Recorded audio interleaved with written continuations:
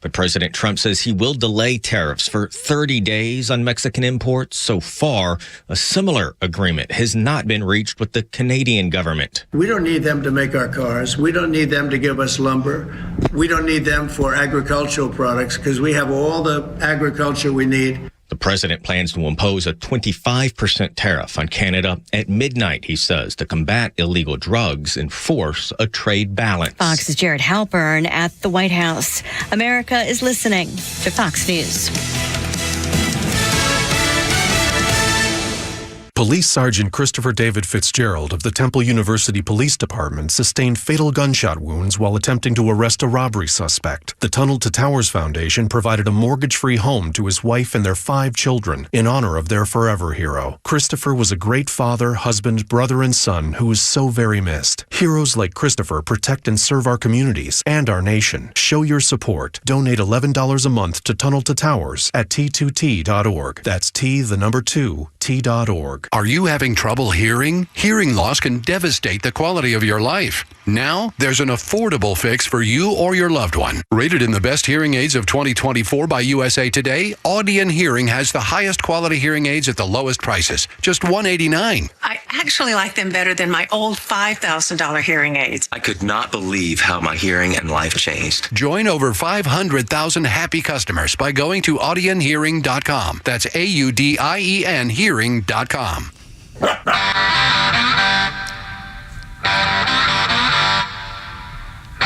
I'd like to report that I am placing a tariff on all other radio signals in the Atlanta area beginning right now at 3 p.m., 3:03 exactly Eastern Time. A 25% tariff on all their signal to be sent back over here to us. They can't afford to lose anymore. The way it's going. Pete Davis in for the Kimmer. Flounder's here as well. Kimmer is still flu-ridden. Not fly-ridden. Flu-ridden. He's still got a fever. He's got a fever, and that fever is sitting at home watching TV. So hopefully he's figured out how you can call Walmart or Kroger to bring you food, like Pedialyte. That's always good stuff. Always keep Pedialyte around. That's good stuff, Mater. We always have 2 bottles in the fridge. And you mix it with a little vodka. Or water. Or water. Well, if you're sick, you have to do that. The number is always 404-741-1230. It's 404-741-1230. I get that right? I memorized Yes, you did. I memorized it last night. And hopefully Kim will be back tomorrow. If not, we've told him to rest because, flu can last for a few days.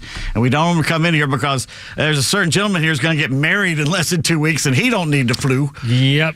He don't need the flu at all, and I don't need the flu. Of course, this is Veronica was very adamant about, well, if Kimmer's not feeling well, make sure he doesn't come in because we don't want you to get sick. Oh. So she could actually come down here and stand at the door and keep him from coming in. She could. Wow, we got so much to talk about today. In fact, we should hire somebody, one to help you in there, answer the phones, and another one to sit in here and just go through Twitter and to see the latest executive orders coming down from President Trump. Because I had the show all planned out what we're going to talk about. We're going to talk about it. Basically, the Mexicans or the illegals are rioting in the streets, not only L.A., but Atlanta now. I don't know if they're blocking the roads here, but they were blocking them in L.A. yesterday, and they're trying it again today.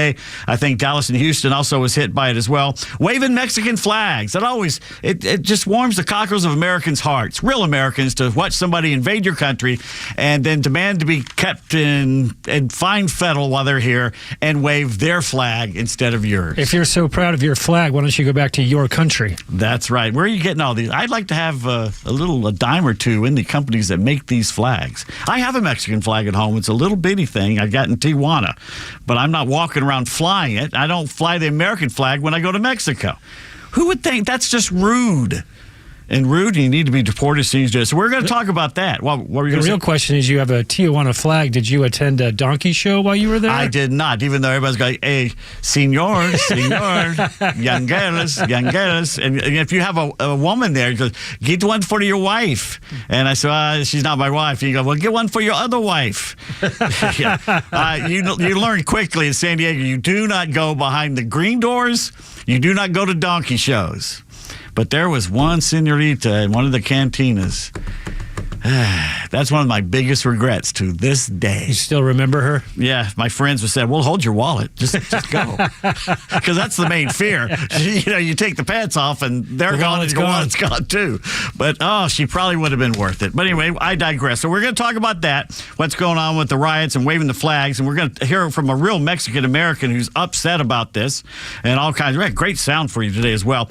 But just about an hour ago, in the Oval Office, Donald Trump signed another executive order. So we're going to talk about that. He wants to start something called a sovereign fund.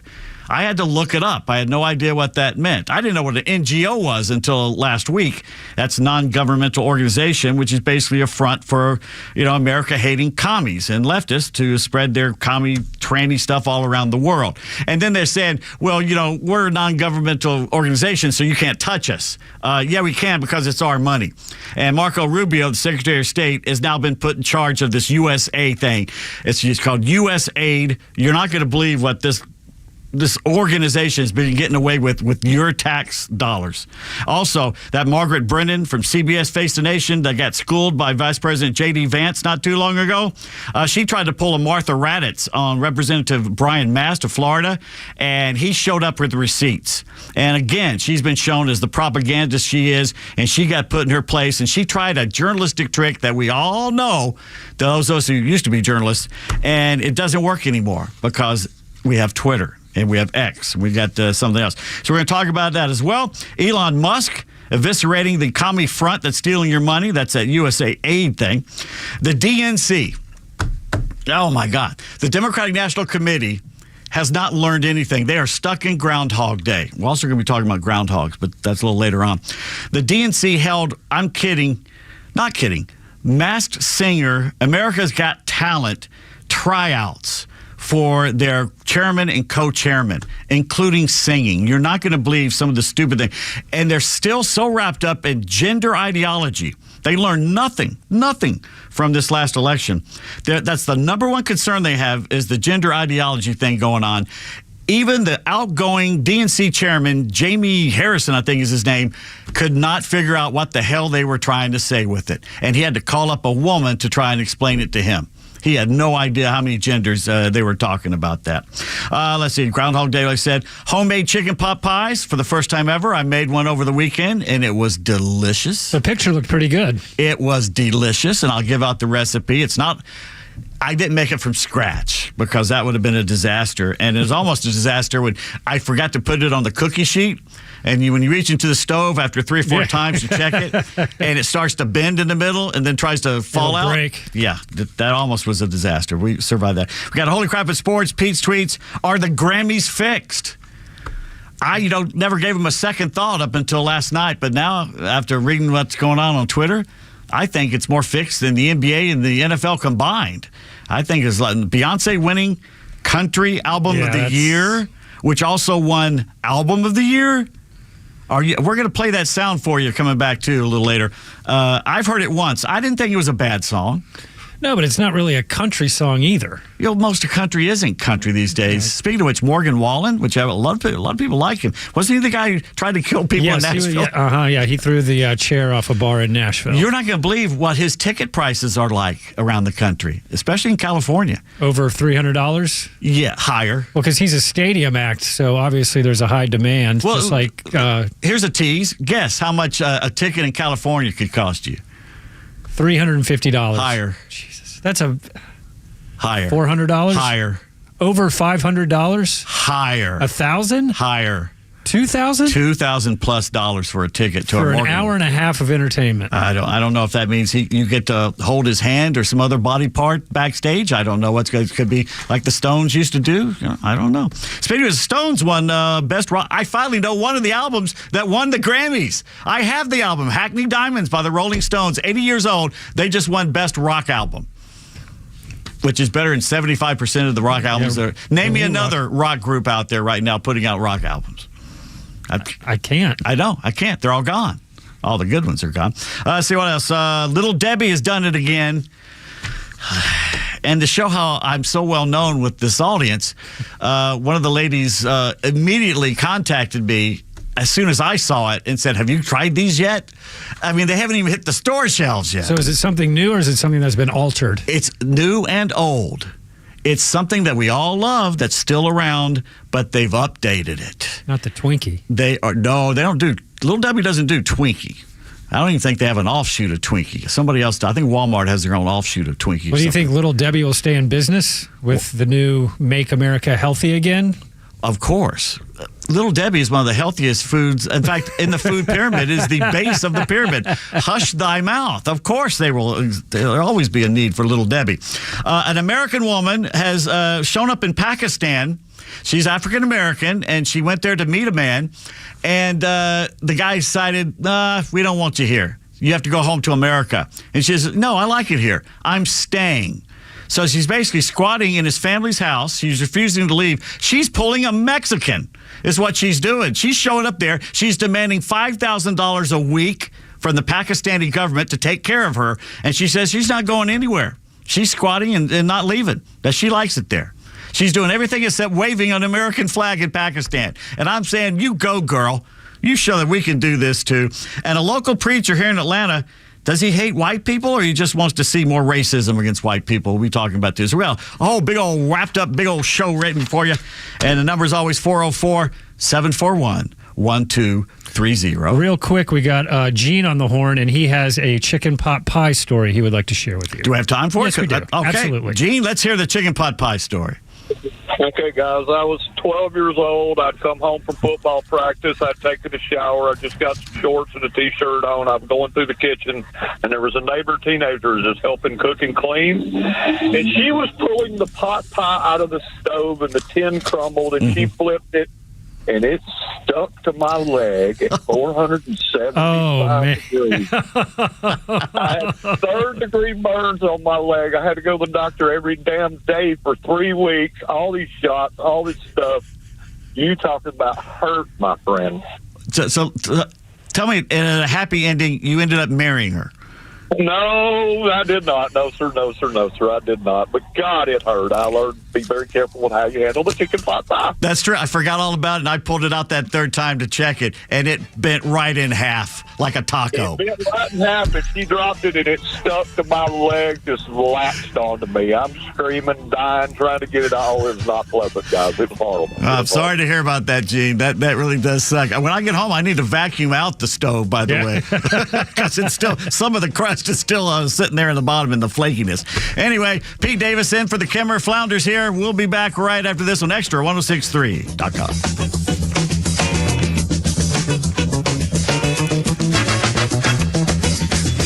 Stream Clay Travis and Buck Sexton, Glenn Beck, Fox News, and even NASCAR on Sundays, anywhere on the XTRA 106.3 app. Download the app now and get 24/7 access to the live stream, the latest news, and everything you need to know about Atlanta's only conservative talk station.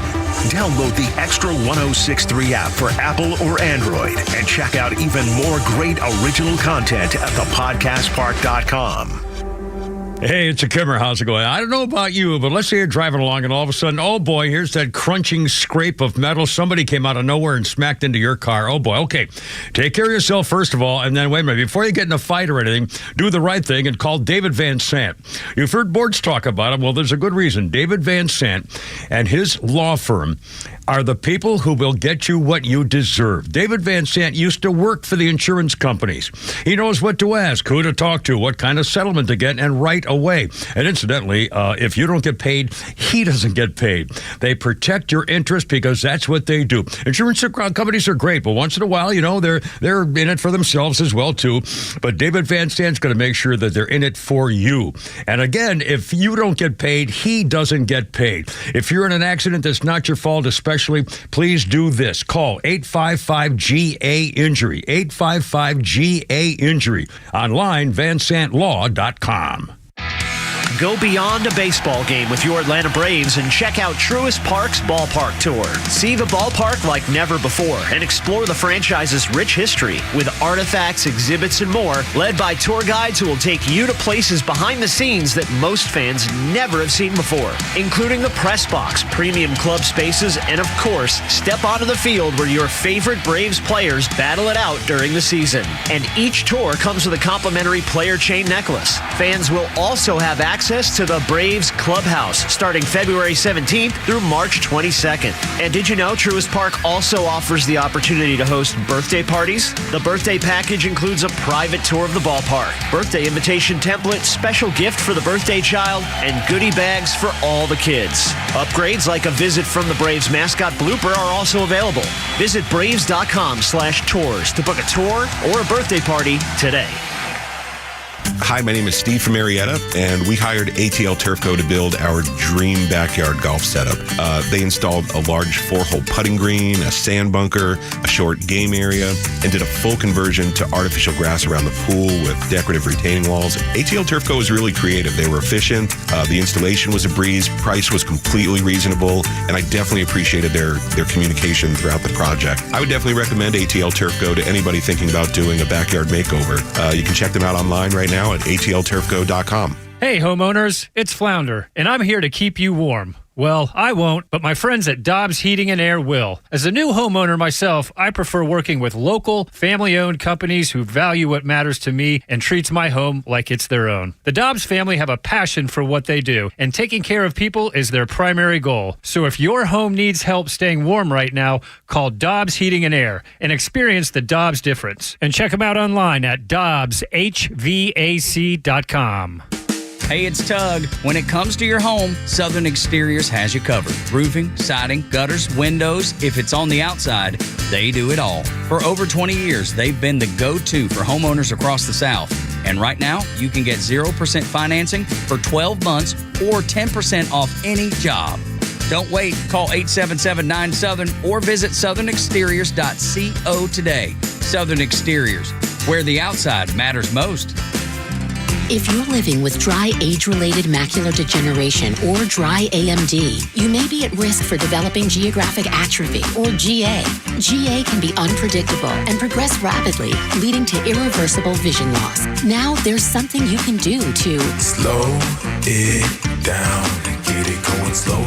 Izervay is proven to slow GA progression. Izervay gets GA going slower. Izervay or avacincaptad pagel is a prescription eye injection used to treat GA. Don't take it if you have an infection or active swelling in or around your eye. Izervay can cause eye infection, retinal detachment, or increased risk of wet AMD. Izervay may temporarily increase eye pressure. Your vision may be impaired after an eye injection or exam. Don't delay. Ask your doctor about Izervay today. Izervay gets GA going slower. Visit Izervay.com. That's IZERVAY.com.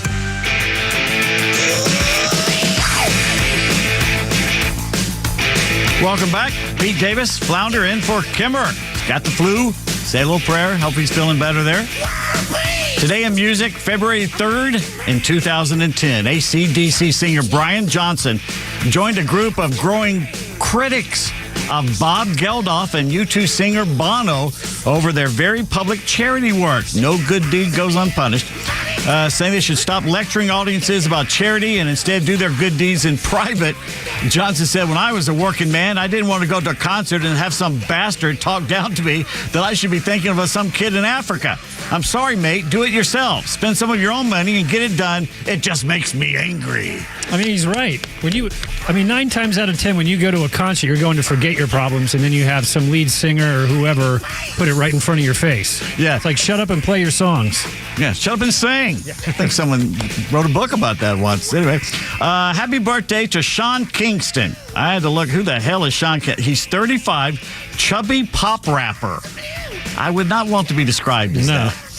Who almost died in a jet skiing accident. I can't believe he even fit on a jet ski. He was born in Florida, but spent his childhood in Jamaica. Well, thank goodness we got that cleared up. Bridget Regan is 43. All right. Monica Stevens on The Rookie. Never saw it.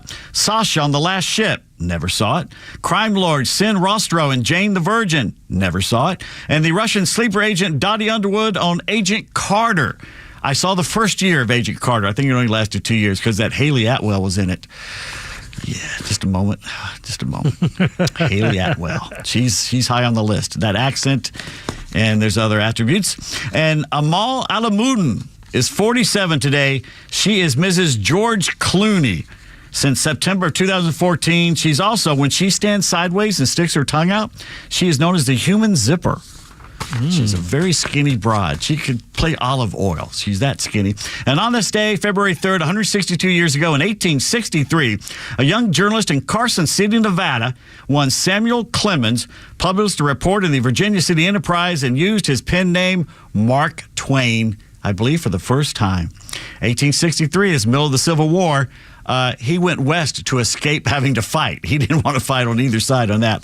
By the way, one of the greatest books you'll ever read, not just Huck Finn and Tom Sawyer, but Life on the Mississippi is a great book. Great book. One of my favorites of his, if not the favorite. The name Mark Twain, you know where it came from? It's a old legend. No. You don't know where that comes from? He was working on Mississippi River boats.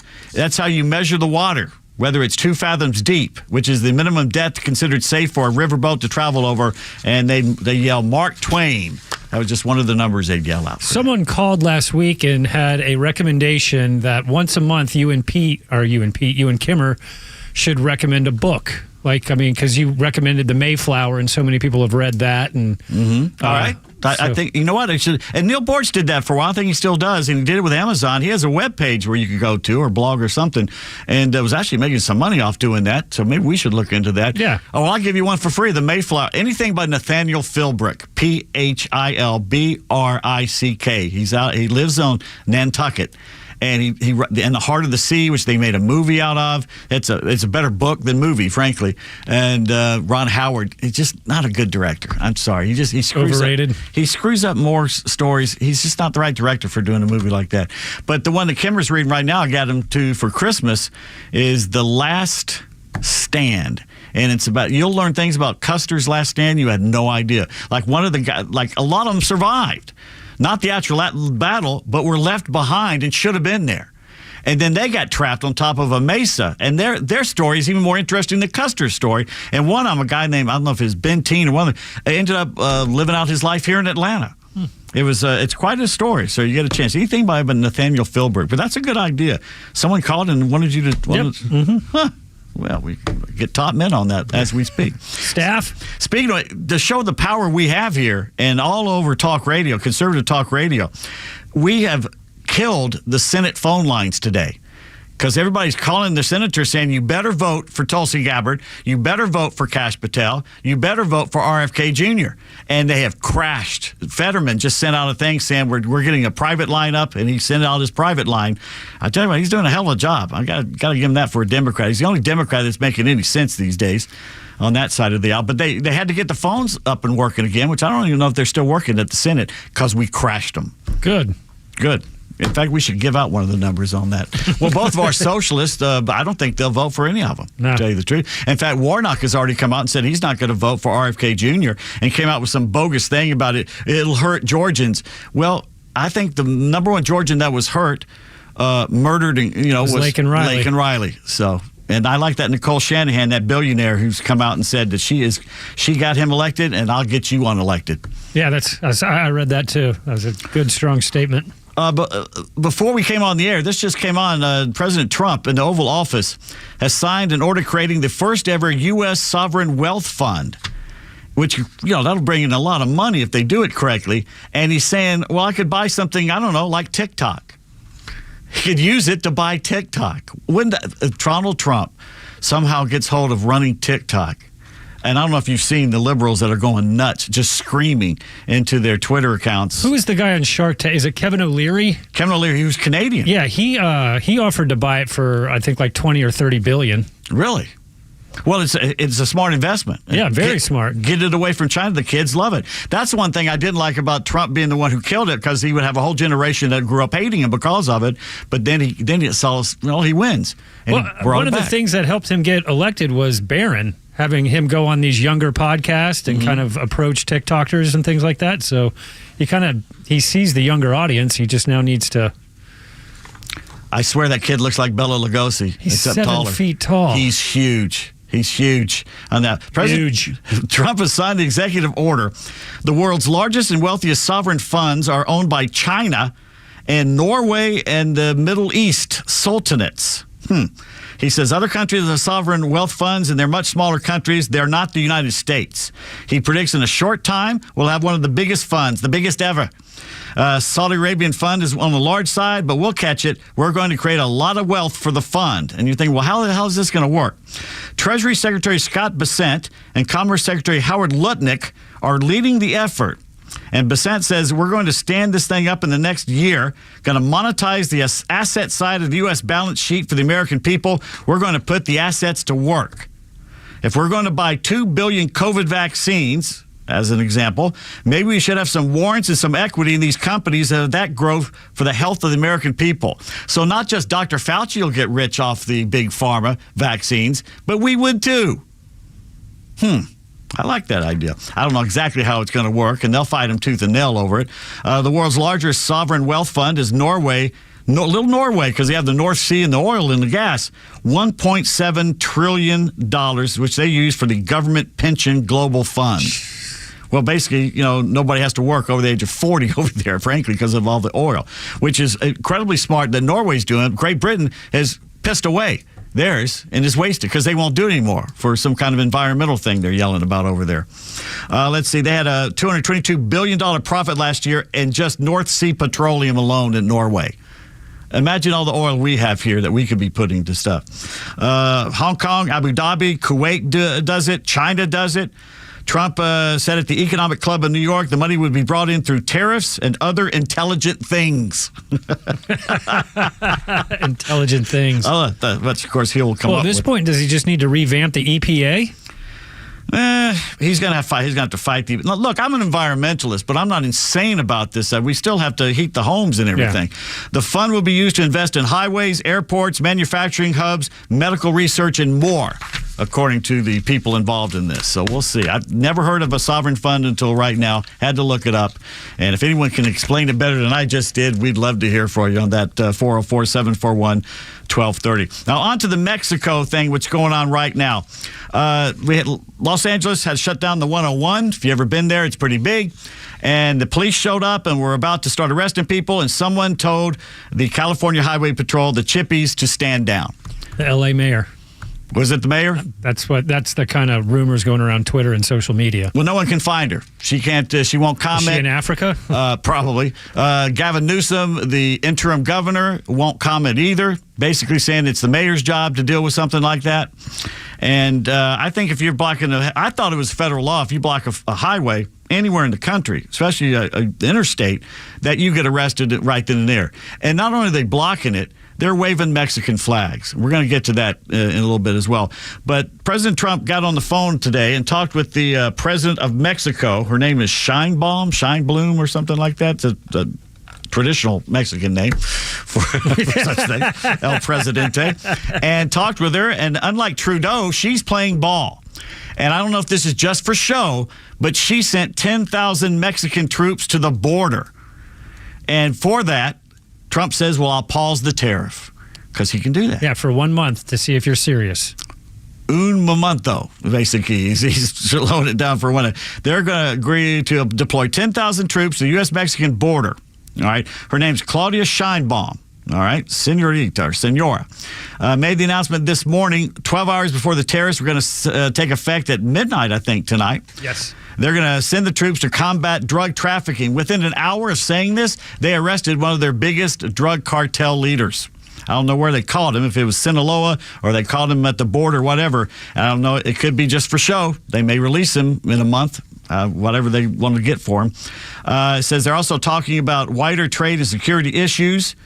Trump went on Truth Social, says it was a very friendly conversation.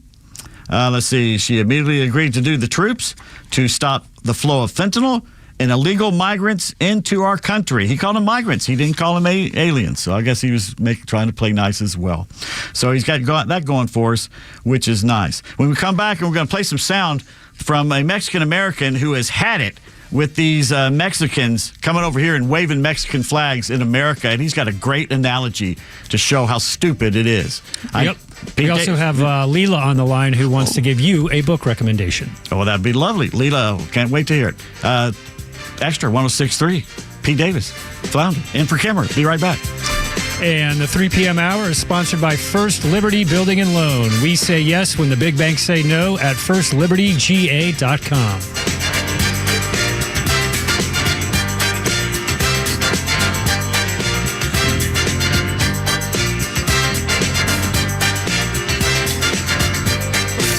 The legend Neil Bortz is only on XTRA 106.3. Hey, it's Tug, and here's what you missed from the Talkmaster. As some people have called it, the end of an era. Biden is off to a memory care facility somewhere. Trump is moving into the White House. And the left, the progressives, will be going nuts. You brought this on yourself. Catch Neil's commentary every day on XTRA 106.3 or listen anytime on the XTRA 106.3 app.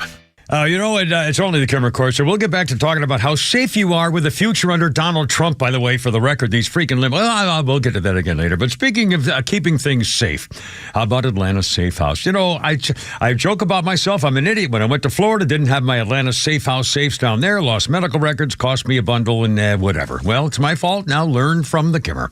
If you need things like medical records or your living will, for crying out loud, or things that your kids need to find out if you're incapacitated or whatever, things you want to save. Not only things like your first corsage or your first love letter or whatever, all that stuff. Your marriage and divorce records and home things and escrow stuff, whatever. Legal records, they've got it all. Atlanta Safe House.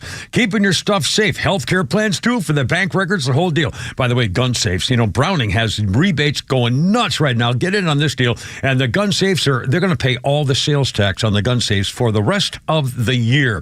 Atlanta Safe House. Jeff and Mark, they have a showroom in Akron up on Industrial Boulevard. They love it when you stop in just to say howdy and see what's going on. Oh, check out those pistol safes. Holy cow. Everything's pretty much on sale. Oh, they got more safes than anybody you ever even heard of. Please tell them the Kimmer sent you. They've got what you're looking for to keep your stuff safe, locked up, and safe forever. AtlantaSafeHouse.com.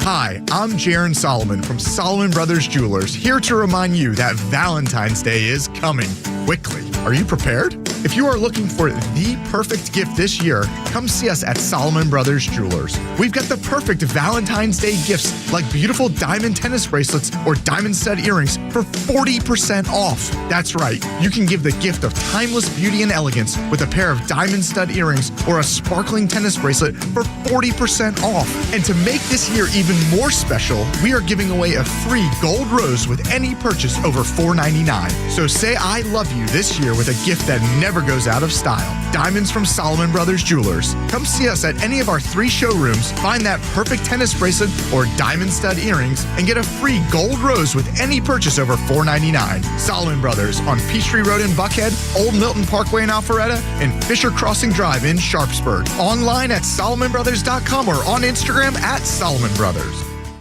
Millions of guys suffer from erectile dysfunction. That's 1 in 3 men. And I can tell you, I'm one of them. If you or someone you know suffers from ED, Peyronie's disease, or PE, here's 38-year emergency room doctor and founder of Total Body Therapy of Georgia, Dr. Eric Deal. Patients who enter my office are often frustrated, hopeless, depressed, and embarrassed. I understand the problem, and I'm going to help you fix it. We provide testosterone replacement therapy, the P-shot, and treatment for ED, PE, and Peyronie's disease. There's not just one therapy that can solve these complex issues. When you visit our clinic, you're going to see me. I'll do a complete history and physical prior to any treatment that we use. Take it from me, Dr. Deal. When it's not hard, it's really hard. Call Dr. Deal for your free one-on-one evaluation and resolve your ED, Peyronie's, or PE issues. 404-777-1911. Total Body Therapy of Georgia. 404-777-1911. Online at tbtofga.com. Are you tired of dealing with loud, ugly, drafty garage doors? Do you have certain rooms in the house that you can't keep cool in the summer or warm in the winter? Hi, I'm Dan Watkins with All Four Seasons Garage, Entry Doors, and Windows. Now is a great time to upgrade with brand new, efficient, quiet, and beautiful garage doors. Your garage door is the biggest opening in your home, which is why it's such an important part of your home's curb appeal and energy efficiency. Give us a call today at 770-517-7078. Get started today by visiting us at allfourseasonsgarages.com. Hi, this is Bruce Hagen. And this is Matt Hagen. Hey, look, accidents happen, and that's when Hagen happens. And now, Hagen happens twice, because there's two of us. We're here for you on what is probably your worst day, so that all the days ahead can be comfortable and taken care of properly. We treat your personal injury case personally. You're not just a number to us. You're a human being, and we're going to treat you with the respect that you deserve. Let us here at Hagen Law be your advocates. You can find everything you need to know at hagen-law.com. hagen-law.com.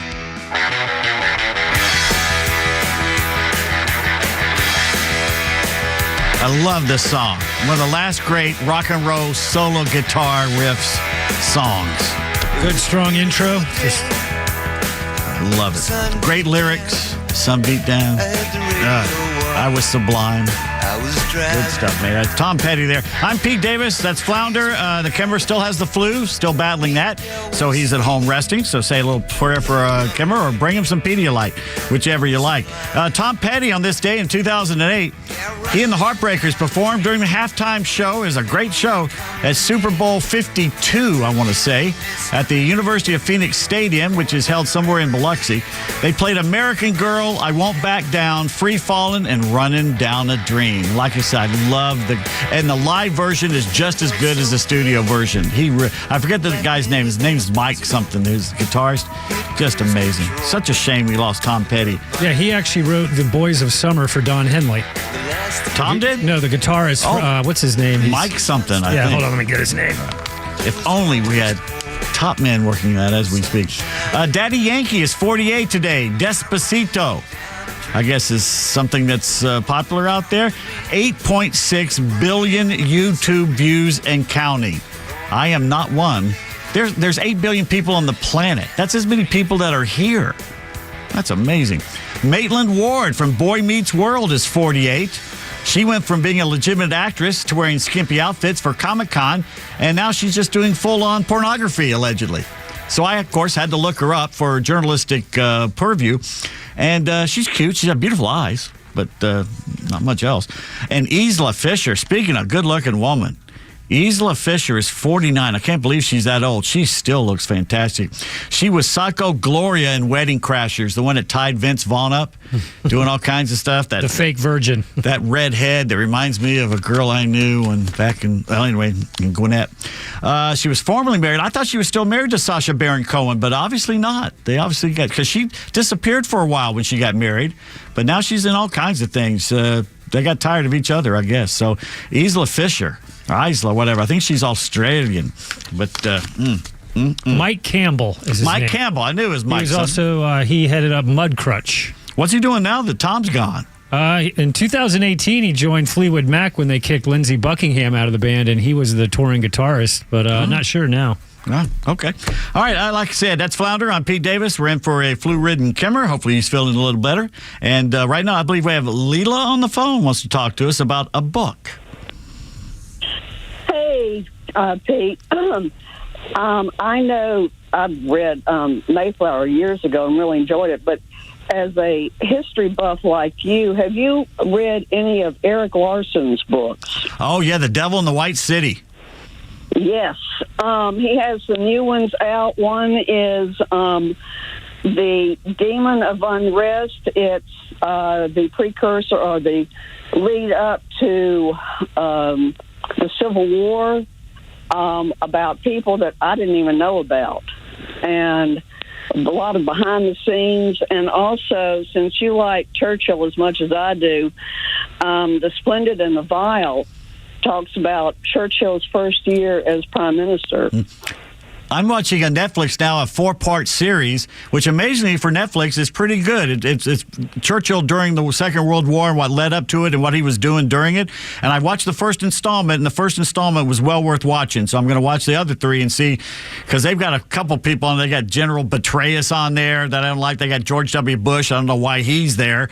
And they got David Lammy, who's the British Foreign Secretary who hates America and hates Trump, and he's a moron. But they're all saying good things about Churchill, which surprised me. What's the name of that? Because I would like to watch that. Churchill at War something. It's kind of new, so it should be on one of the top things they say. It's just put Churchill in there. It'll probably pop right up in the search area up there on Netflix. Oh, okay, I will. But try those others, because I love Eric Larson, because it's strictly history, but as you know, it reads like a novel. It does. I got to ask you, because you call in a lot, were you named after the ZZ Top song? No, unfortunately, I was named after my grandmother. I know. I was named after my grandfather, so I know exactly what you're talking about. That was the first ballad ZZ Top ever did, was Leela, and it was on the El Loco album, I believe. But it's a pretty song. My husband uses Layla as his ringtone as an homage to me, so that's the closest we get. Well, get ZZ Top's Leela. I think you'll like it. Thank you very much for the call. I appreciate that. I'll check out that. Eric Larson, she's right. That Devil in the White City basically is about the first American serial killer, H.H. Holmes, I think was his name, in Chicago, who built a hotel there in Chicago for the World's Fair of the 1890s.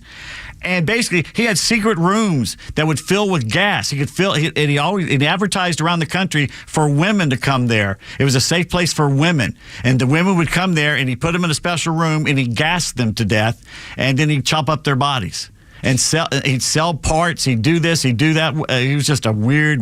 He had secret rooms. He had basically a crematorium in the basement.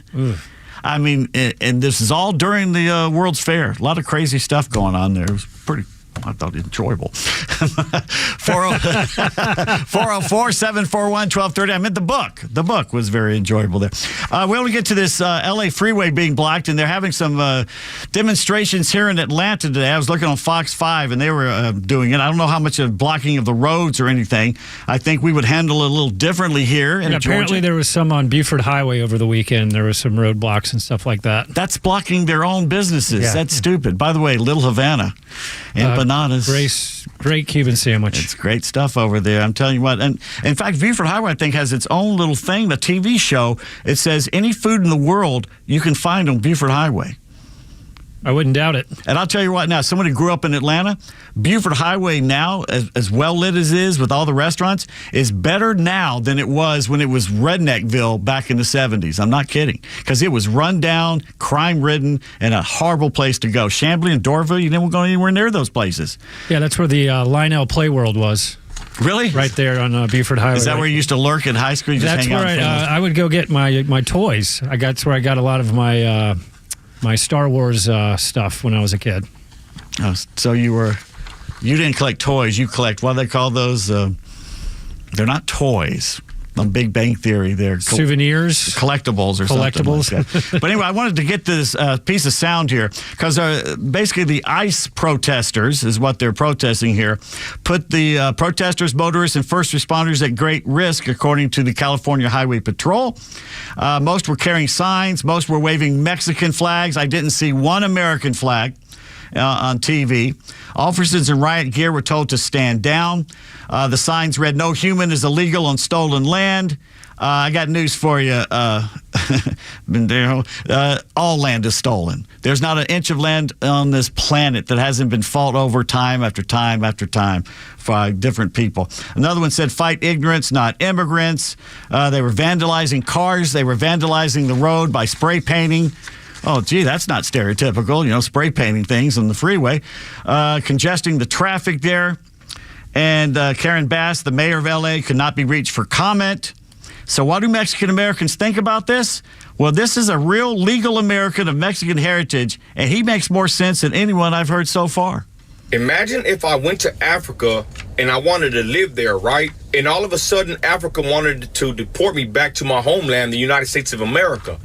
And imagine if I went and I protested against Africa and I was lifting a United States of America flag in protest, saying I wanted to stay in Africa, but waving this flag from another country. How crazy would that look? How crazy would that be?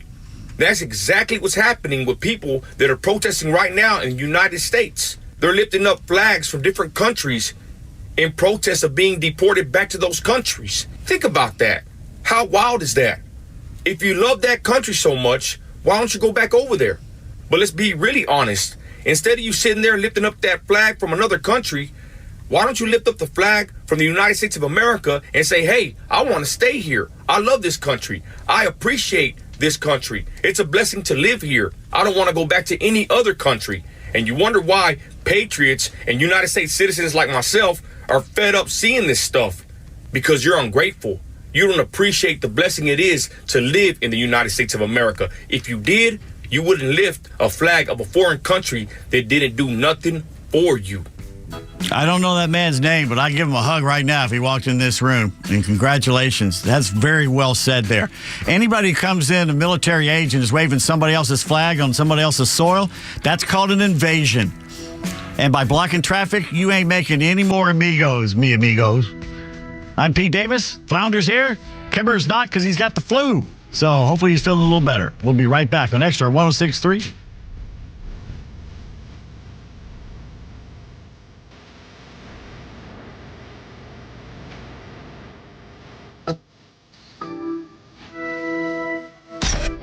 Hey, it's Flounder, and the Kimmer Show is live every afternoon from 3 to 6 p.m. Ty tweeted, I'd rather not entrust space travel to a guy who does a Nazi salute. To which EB responded by tweeting a pic of NASA rocket scientist Werner von Braun standing in front of models of his Saturn rockets with the caption, boy, do I have news for you. An actual Nazi. The Kimmer Show, every afternoon from 3 to 6 p.m. on XTRA 106.3 and the XTRA app.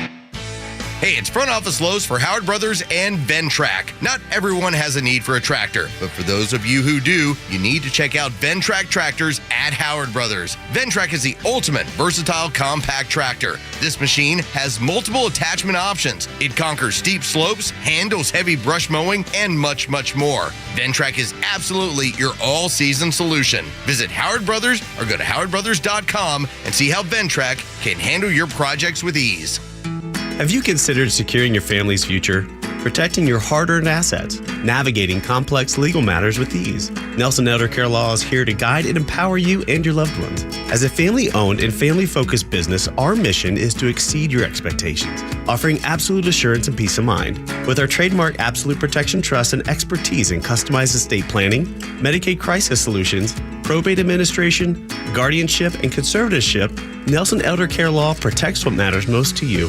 Imagine a team dedicated to safeguarding your legacy every step of the way.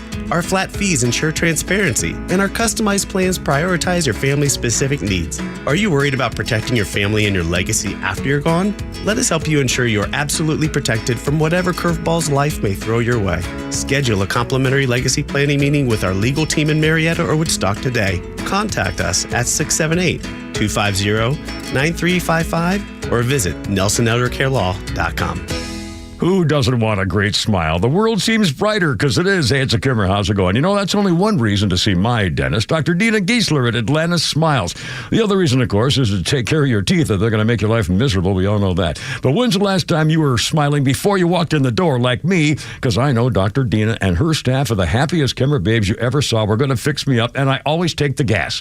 They tell me my best stories come out that way. And you can actually get a doggy right there napping in my lap, a little doggy. I said, go ahead, work away. Dr. Dina's a Navy vet, ranked a master dentist, which only 1% can say. She's been doing veneers since before anybody even knew what that was. My first visit was 30 years ago. Cosmetic dentistry, cleaning, bridges, crowns, especially keeping your teeth and gums healthy to last as long as you do. Veterans automatic 10% discount. Just tell them when you call. Atlanta Smiles, 404-262-7733. It's atlantasmiles.com. Your new smile's waiting for you. atlantasmiles.com. Tell them the Kimmer sent you. Ask for the doggy. atlantasmiles.com.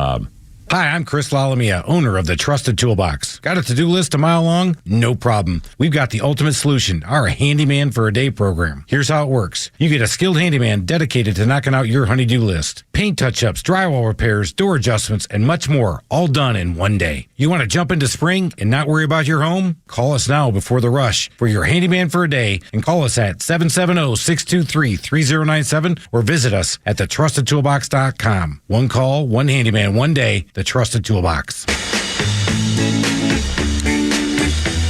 You don't hear like music like this in the Grammys anymore, do you? No.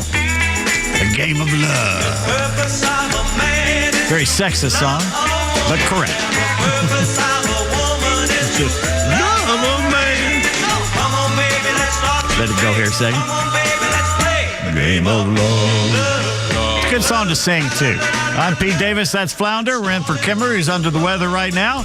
Number is always 404-741-1230. And this is Wayne Fontana, who on this date in 2007, the Game of Love singer, arrested at his home in Glossop, Derbyshire, England, charged with arson with intent to endanger life. He was 61 at the time, already set to appear in court on traffic offenses, was accused of pouring gas over his bailiff's car and setting it ablaze. He was sentenced to 11 months in jail, but they allowed him to walk free from court immediately after already serving the equivalent of his term while under the Mental Health Act, or as like we call MA. Warwick Davis is 55. Flounder, you know who Warwick Davis is? I do not. Excellent last name, by the way. He's 55. He's 3'6". He's an actor. The plane. No, that's Hervé Villechaize, and he's dead now, but Warwick is still with us. He was Willow. Oh, yes, absolutely. He was Willow. He was Professor Flitwick and the Goblin Griphook in the Harry Potter movies. He was the evil leprechaun in the first 4 Leprechaun movies. But the best thing he did, and one of the funniest things you will ever watch on HBO, it's called Life's Too Short. And I think it lasted 1 season.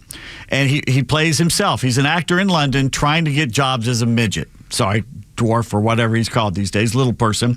Was Ricky Gervais in that? Ricky Gervais and Stephen Merchant. I've seen 1 or 2 episodes, and it's hilarious. They produce it, they write it, they're in it, and it is one of the funniest shows you will ever watch. And he makes fun of himself.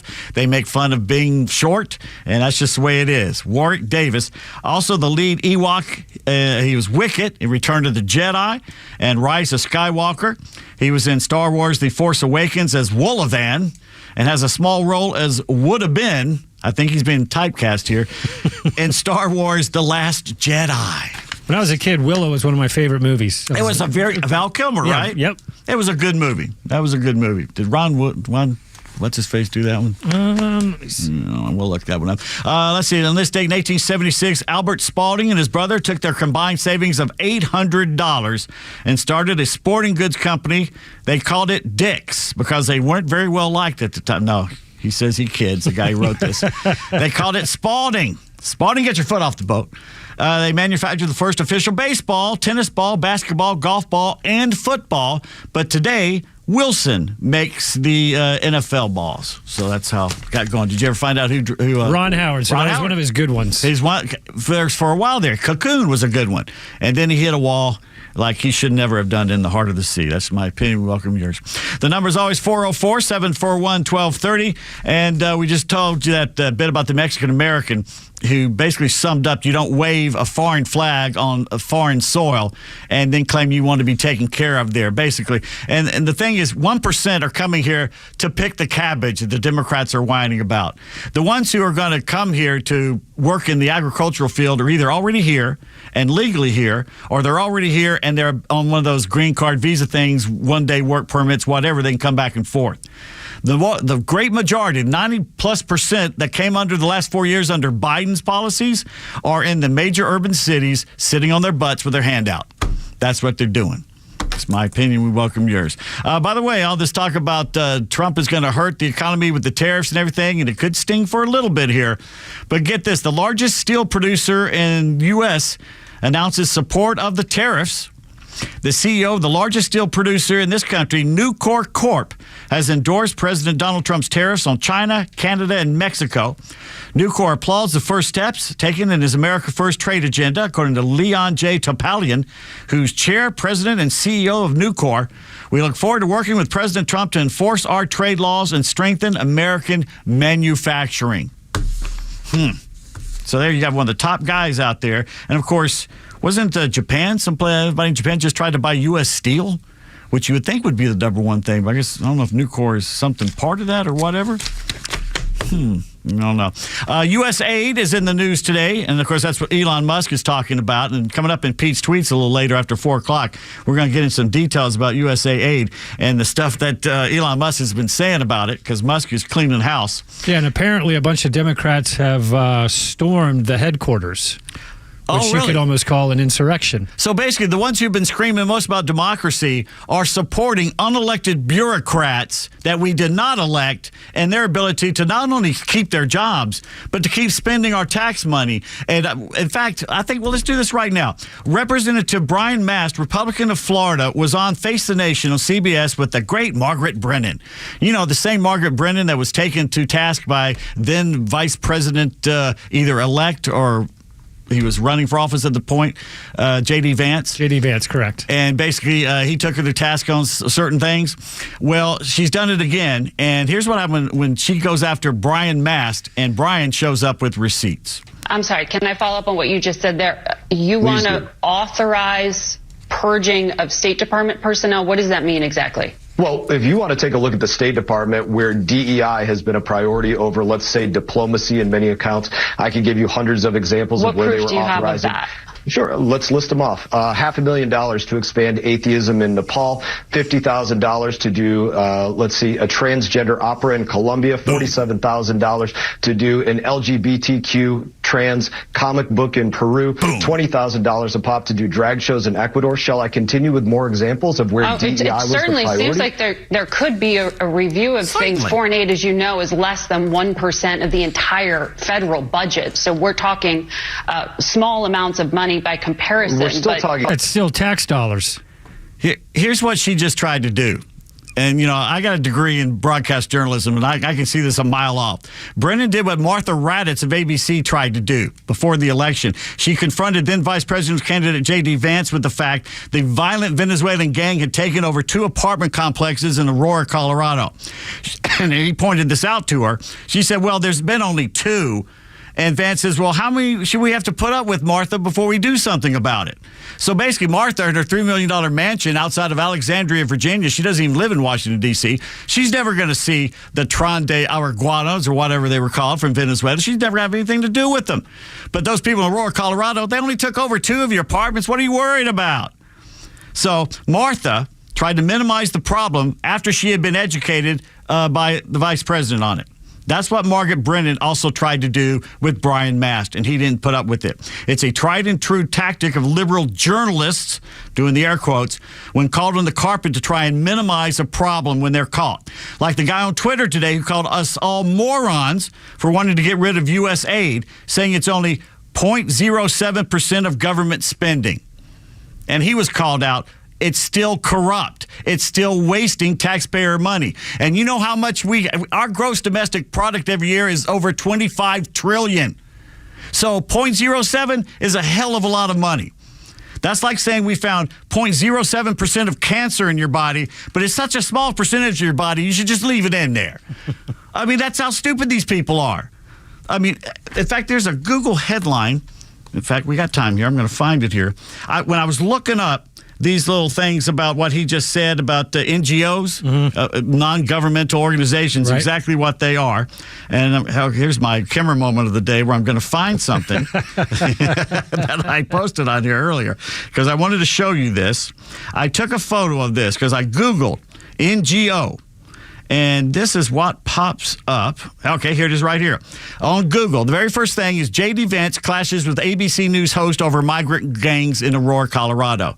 So I guess I was looking up that gang thing. The second headline on Google, Vance stands by Trump's false claims about Venezuelan gangs. They're still second headline on Google, saying that what Trump said about those Venezuelan gangs, which has been proven true over and over and over again for 2 or 3 months now, Google still has that Vance is lying about it and Trump lied about it, and they were false claims about those poor, innocent little Venezuelans who they just caught the leader of in New York City. Yeah. But Trump was lying about it the whole time. Google still has that up. That's the number one thing when you look up Trondale, Rwanda, and all those guys. I'm Pete Davis. That's Flounder. We shall be back with some Pete's tweets coming up that's going to blow your mind. We'll be right back after the news.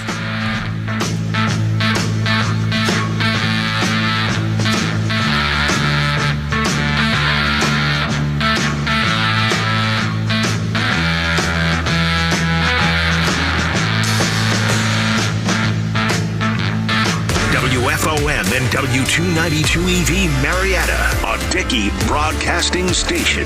This hour is presented by Atlanta's Safe House. Clock still ticking for Canada. I'm Lisa Brady, Fox News. New Trump tariffs set to begin tonight as President Trump holds his second call of the day with Canada's Prime Minister. Earlier, he paused a 25% tariff on Mexican goods after a call with Mexico's President Claudia Sheinbaum. And they've agreed to put in 10,000 soldiers permanently, like forever, 10,000 soldiers at their side of the border and stop fentanyl and illegal aliens from coming into our country. They have a big incentive to do. Sheinbaum says President Trump committed to help prevent the trafficking of high-powered weapons into Mexico. House Minority Leader Hakeem Jeffries calls tariffs a Republican ripoff. Why are they constantly trying to steal taxpayer money from the American people? The White House says the administration is focused on both lowering costs and stopping the flow of fentanyl and illegal immigration. The headquarters of the USAID, responsible for U.S. foreign aid, has been closed as the Trump administration considers a major overhaul. Elon Musk, the billionaire leading the administration's Department of Government Efficiency, says he ordered the closure with the agreement of President Trump. The president says he's concerned about fraud at the agency. They went totally crazy what they were doing, and the money they were giving to people that shouldn't be getting it and to agencies and others that shouldn't be getting it was a shame. Secretary of State Marco Rubio says he's now acting director of USAID and says there are things it does that will continue, but everything has to be in alignment with the national interest. Fox's Jared Halpern at the White House. Democrats on Capitol Hill say only Congress can disband that agency. A roller coaster on Wall Street. The Dow down 122 at the bell after dropping more than 600 points earlier today and then climbing briefly into positive territory. America is listening to Fox News. Police Sergeant Christopher David Fitzgerald of the Temple University Police Department sustained fatal gunshot wounds while attempting to arrest a robbery suspect. The Tunnel to Towers Foundation provided a mortgage-free home to his wife and their 5 children in honor of their forever hero. Christopher was a great father, husband, brother, and son who is so very missed. Heroes like Christopher protect and serve our communities and our nation. Show your support. Donate $11 a month to Tunnel to Towers at T2T.org. That's T2T.org. Are you having trouble hearing? Hearing loss can devastate the quality of your life. Now, there's an affordable fix for you or your loved one. Rated in the best hearing aids of 2024 by USA Today, Audion Hearing has the highest quality hearing aids at the lowest prices, just $189. I actually like them better than my old $5,000 hearing aids. I could not believe how my hearing and life changed. Join over 500,000 happy customers by going to audionhearing.com. That's AUDIEN hearing.com.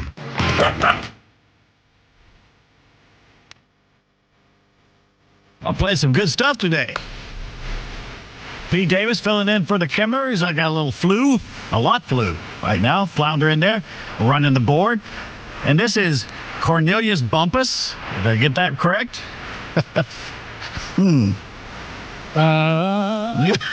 This should be, yes. Yes, American woodwind. We all know woodwinds blow, brass rules. Keyboard player and vocalist Cornelius Bumpus died of a heart attack on this day in 2004. He was just 58. Toured with the Doobie Brothers and Steely Dan. Got ill on a flight from New York to California. They landed emergency landing in Sioux City, Iowa, but he was gone before the plane hit the ground. Sad news there for Cornelius. Let's see. Maura Tierney or Tierney. Maura Tierney is 60 years old today, February 3rd. She was Abby on ER. I always thought she was cute. Just as cute as a bud. Abby on ER, Helen on The Affair. She was supposed to star on Parenthood, but she got breast cancer. She has beaten breast cancer. My mother beat it 3 times. Maura Tierney is out there working again. I remember her from a very underrated movie. For Everybody Loves Raymond, Welcome to Mooseport. It may have been the last thing that Gene Hackman did. And he played an ex-president. And what's his face? Raymond, what's that guy's name? Raymond from Everybody Loves Raymond. Raymond, I can't remember his name now. He's a big star. It was the one movie he did called, that I remember. Welcome to Mooseport, and it was a very funny little movie, and I enjoyed it. So that's what I'm going to say. He's on a new show. Is it Netflix, where he and his wife are covering up some dark secret about their kid or something like that? He's done serious stuff. It's like it's a dark comedy. Ray Romano? Yeah, Ray Romano, that's it. That's his name, yeah.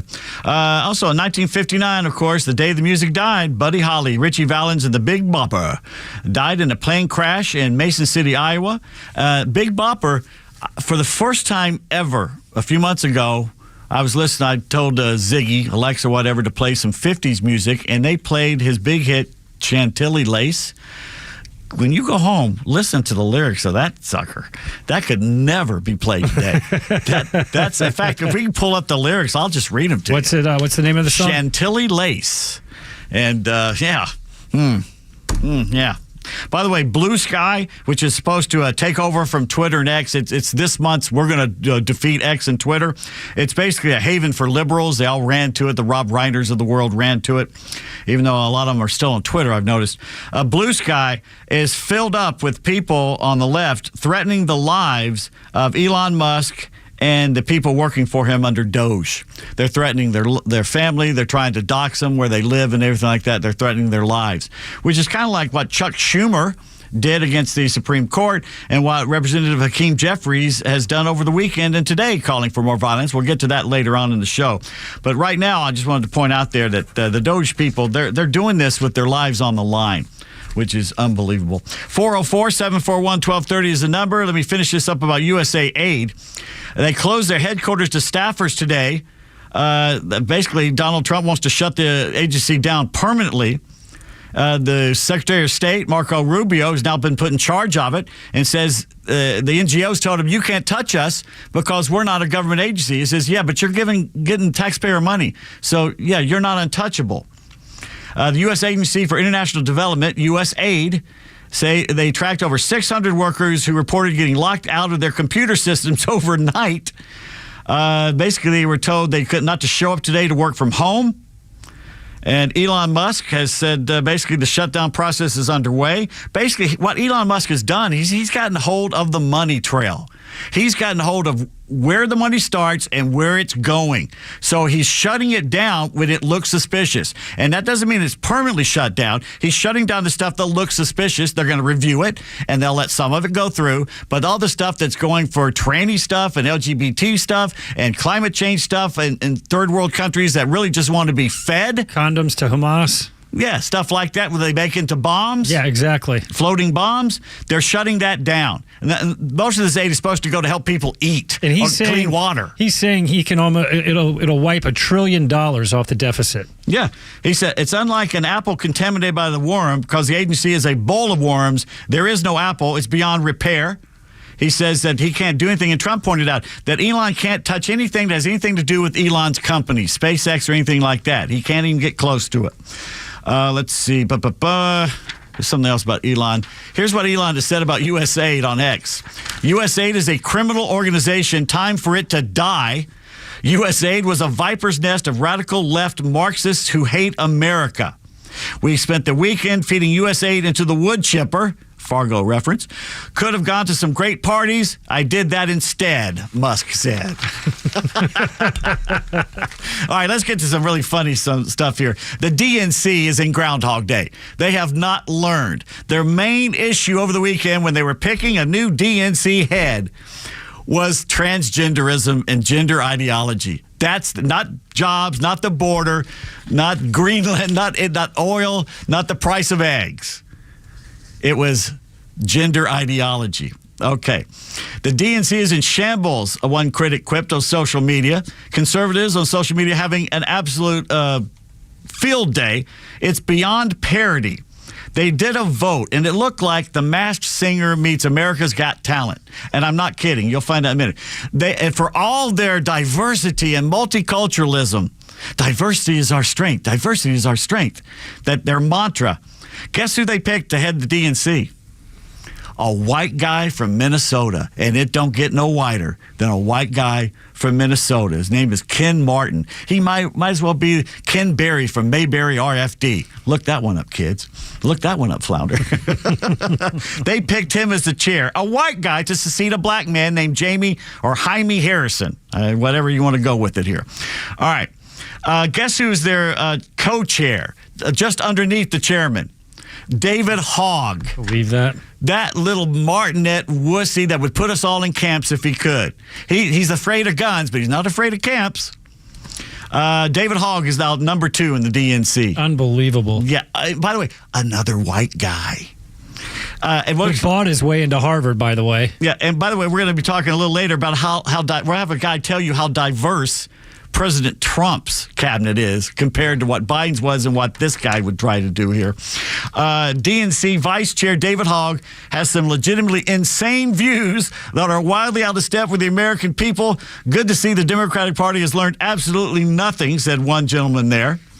They did hours arguing gender ideology. They wanted a non-binary candidate in the running. Here's what Jaime Harrison's speech sounded like. He had no idea how many genders they were discussing. We're finding out ways to expedite this. Because of our gender balance provisions on this next ballot, you will be able to vote for 2 candidates of any gender on the next ballot. 2? Okay. So on this next ballot, you will be able to vote for 2 candidates of any gender on the next ballot. If 2 candidates receive, I'm going to turn to Helen to clarify this last part. What? Helen, fix this, Helen.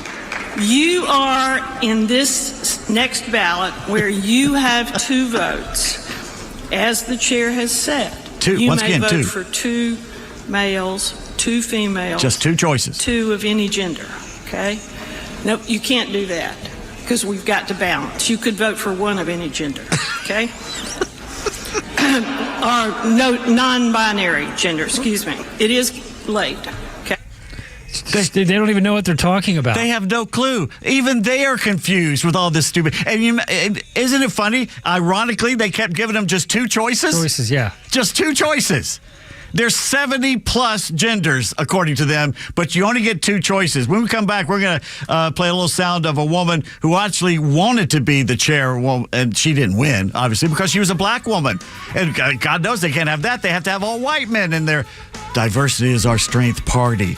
You're going to love what she does, what she did in her tryout to be the DNC chair, which failed miserably. I'm Pete Davis. That's Flounder in for Kimber, and we'll be right back on XTRA 106.3.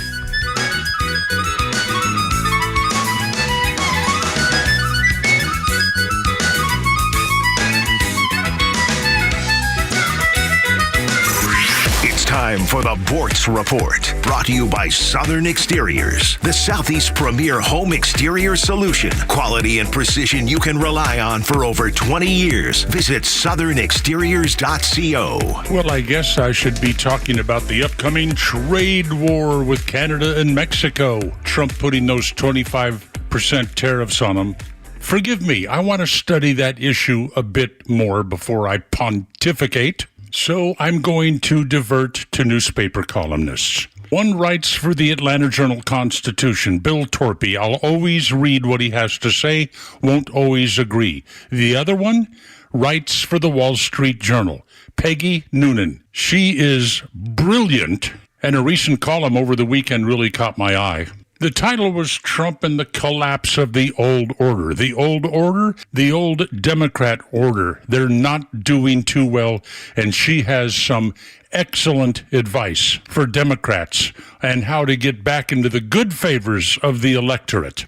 She hit this nail on the head. Toward the end of that column, Peggy Noonan has, as she phrases it, a word to Democrats trying to figure out how to save their party. She thinks that some Democrats just believe they need better talking points. Not so. Peggy Noonan says the answer isn't to talk, but to do. If there are Trump policies that you endorse them, support him. He's not wrong on everything. She says, admit what your party has gotten wrong over the past 15 years. Don't be defensive. Admit it. Be humble. And then this. I had to go wake up my wife. Listen to this, Donna. 2 Democrats. Make something work. You run nearly every great city in this nation. Make just one of them work. Pick one and go to work on it. Clean it up. Control the crime. Smash the corruption. Educate the kids. Make one city work. You think the Democrats are up to that? Frankly, I don't. We'll see. Neil Bortz, Extra 106.3. Hey, it's Tug. When it comes to your home, Southern Exteriors has you covered. Roofing, siding, gutters, windows. If it's on the outside, they do it all. For over 20 years, they've been the go-to for homeowners across the South. And right now, you can get 0% financing for 12 months or 10% off any job. Don't wait. Call 877-9-SOUTHERN or visit southernexteriors.co today. Southern Exteriors, where the outside matters most.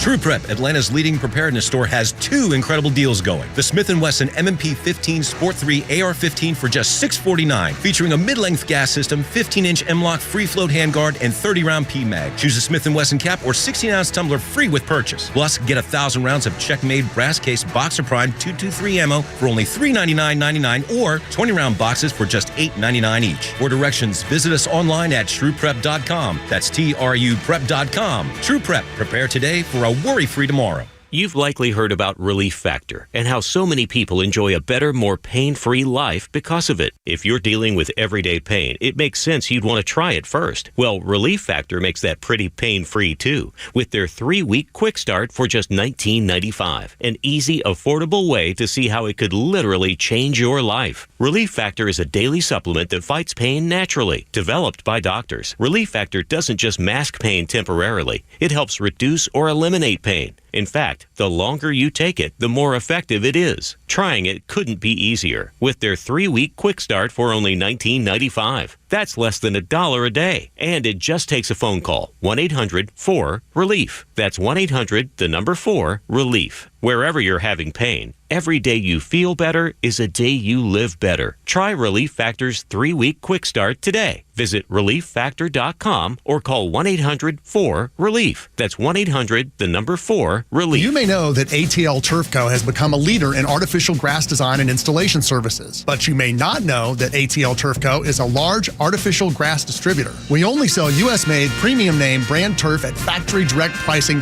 below wholesale. And now we're open to the public with large inventories of lawn and landscape, putting green, athletic, and pet turf on sale. Plus, all remnants are on sale for only $1 per square foot, direct from Dalton to our warehouse in Kennesaw. Visit atlturfco.com to learn more. atlturfco.com.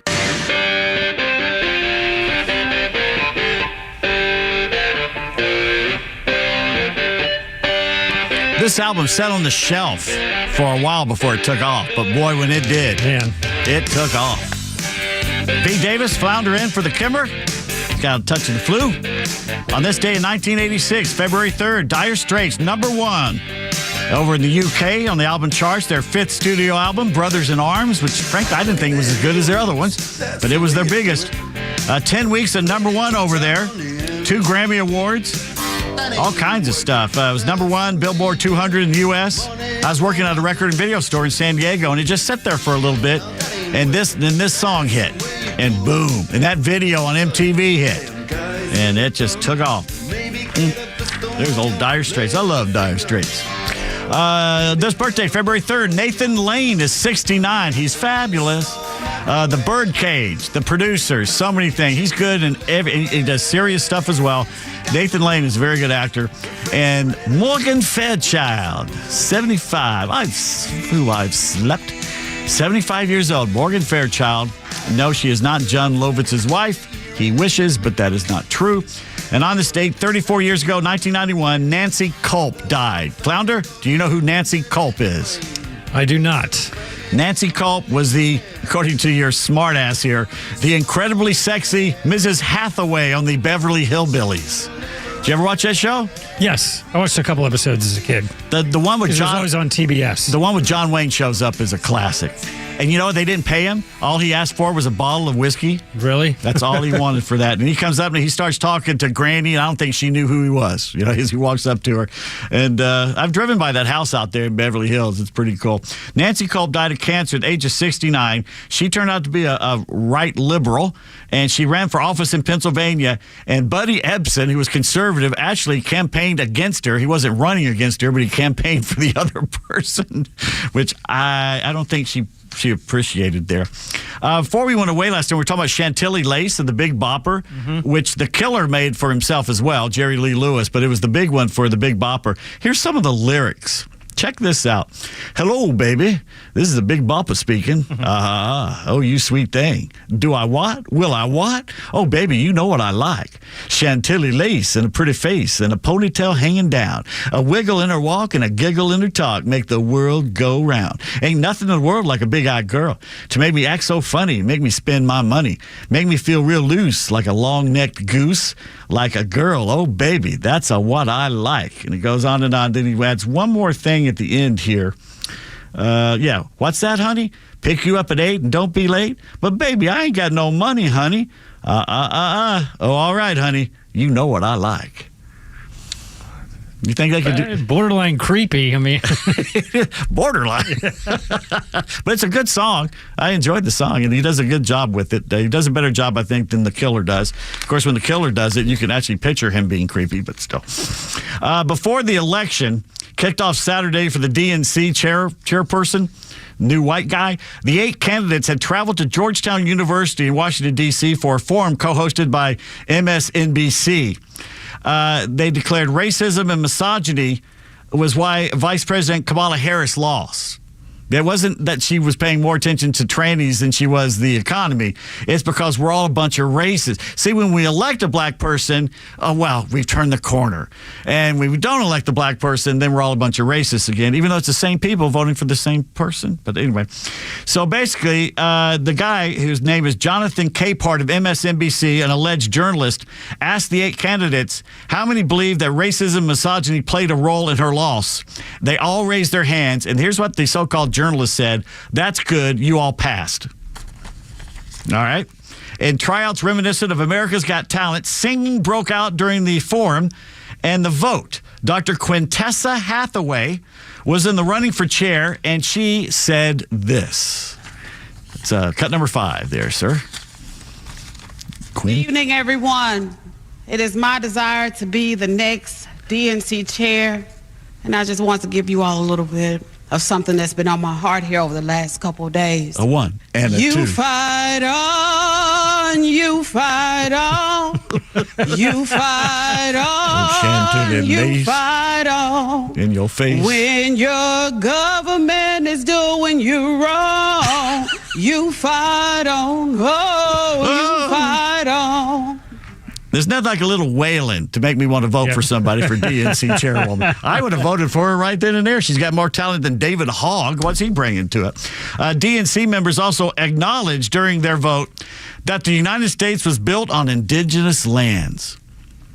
Okay, whether you believe in the Bering Strait land bridge or not, or you think they came over from Polynesia on Kon-Tiki boats, or they came over from Africa because that's a lot closer, going over to South America, or whatever you think. Because now, they used to tell us that the first people came over the land bridge, and they were only here for like 20,000 years, whatever. And now they found footprints in New Mexico that are like 100,000 years old. So they don't know what they're talking about, these archaeologists.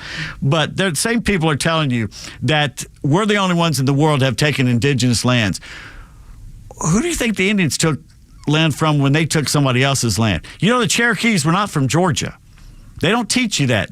Cherokees were up there around the Iroquois and the Mohawks. They were up around New York, and they decided to move down here for whatever reason, just like everybody else moves down here from somewhere.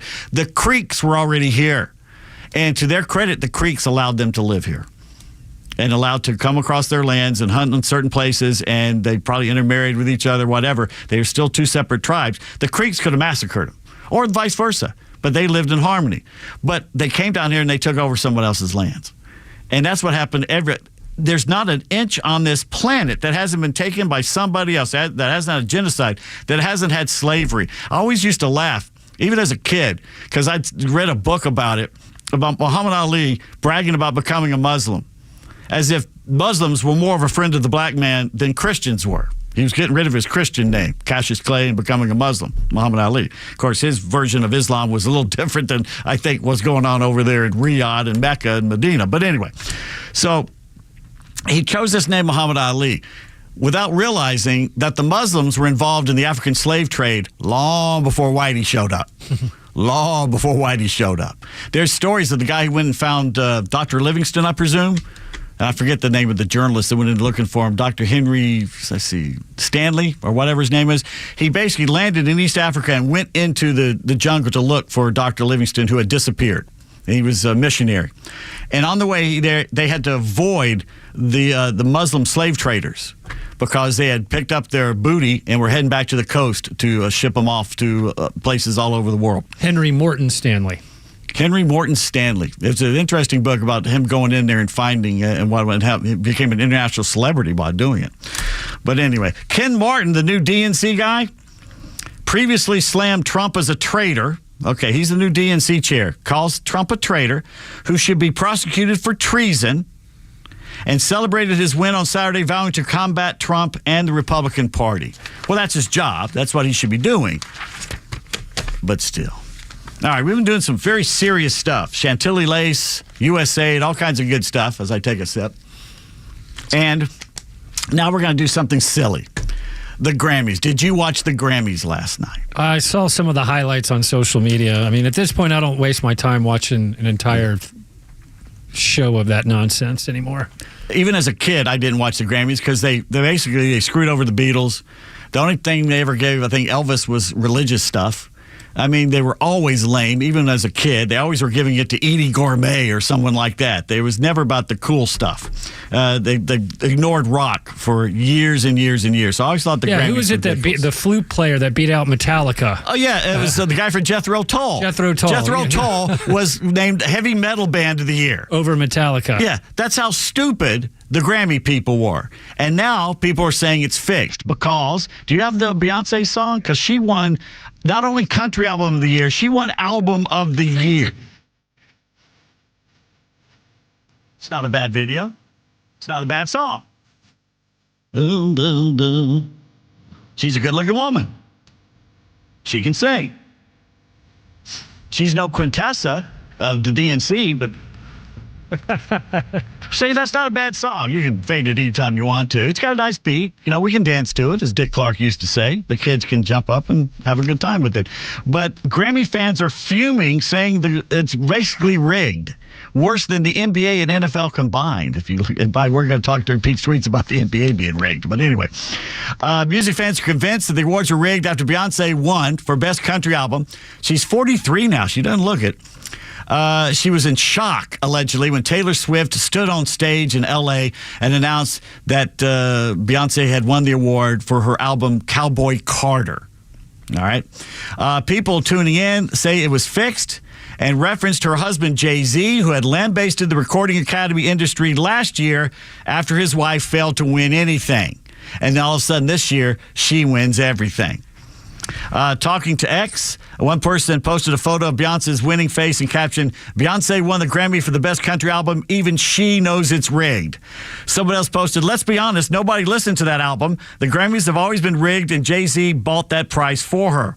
Another, "Beyonce shows up right before she wins Best Country Album of the Year, and you expect people to believe the Grammys aren't rigged? Right.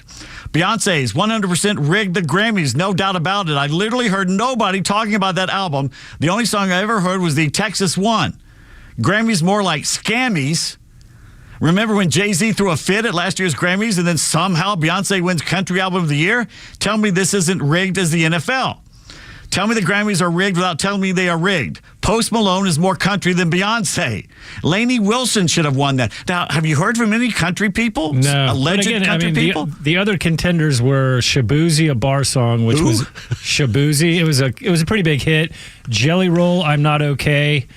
Post Malone and Morgan Wallen, I Had Some Help. Pink Skies, and I Think I'm in Love with You by Chris Stapleton. I mean, all right, so okay, I know Stapleton and Morgan are country. Lainey's probably country too, yes. Right? Okay, I've actually heard their names. Morgan was next to us a few months ago. We were in the yeah, he played at the Battery. He played at Truist Park. Tell me, I mean, Post Malone, is he country? No, but he did a country album, and the album has guest tracks with big country stars, everyone from Willie Nelson to Chris Stapleton, Billy Strings. You know who just did a country album? Ringo, who's done country songs, Act Naturally. He did covers. He's done country his whole life. He's always liked country. Do you know who was named a few years ago the best country music band in England? This is, I think, in the 70s or 80s. Now who? The Rolling Stones.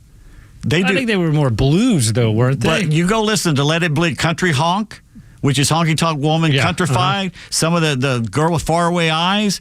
They do great country when they want to, and they grew up listening to country. They love that stuff. And Ron Wood, every time I've seen the Stones play, it's been a few times, he always gets the steel pedal out and plays that like an expert. I did a great job with that. So we're going to do some more on these Grammys here, because not only did Beyonce supposedly rig it, but Kanye showed up with his slave wife, and boy, oh boy, did they steal the the cameras.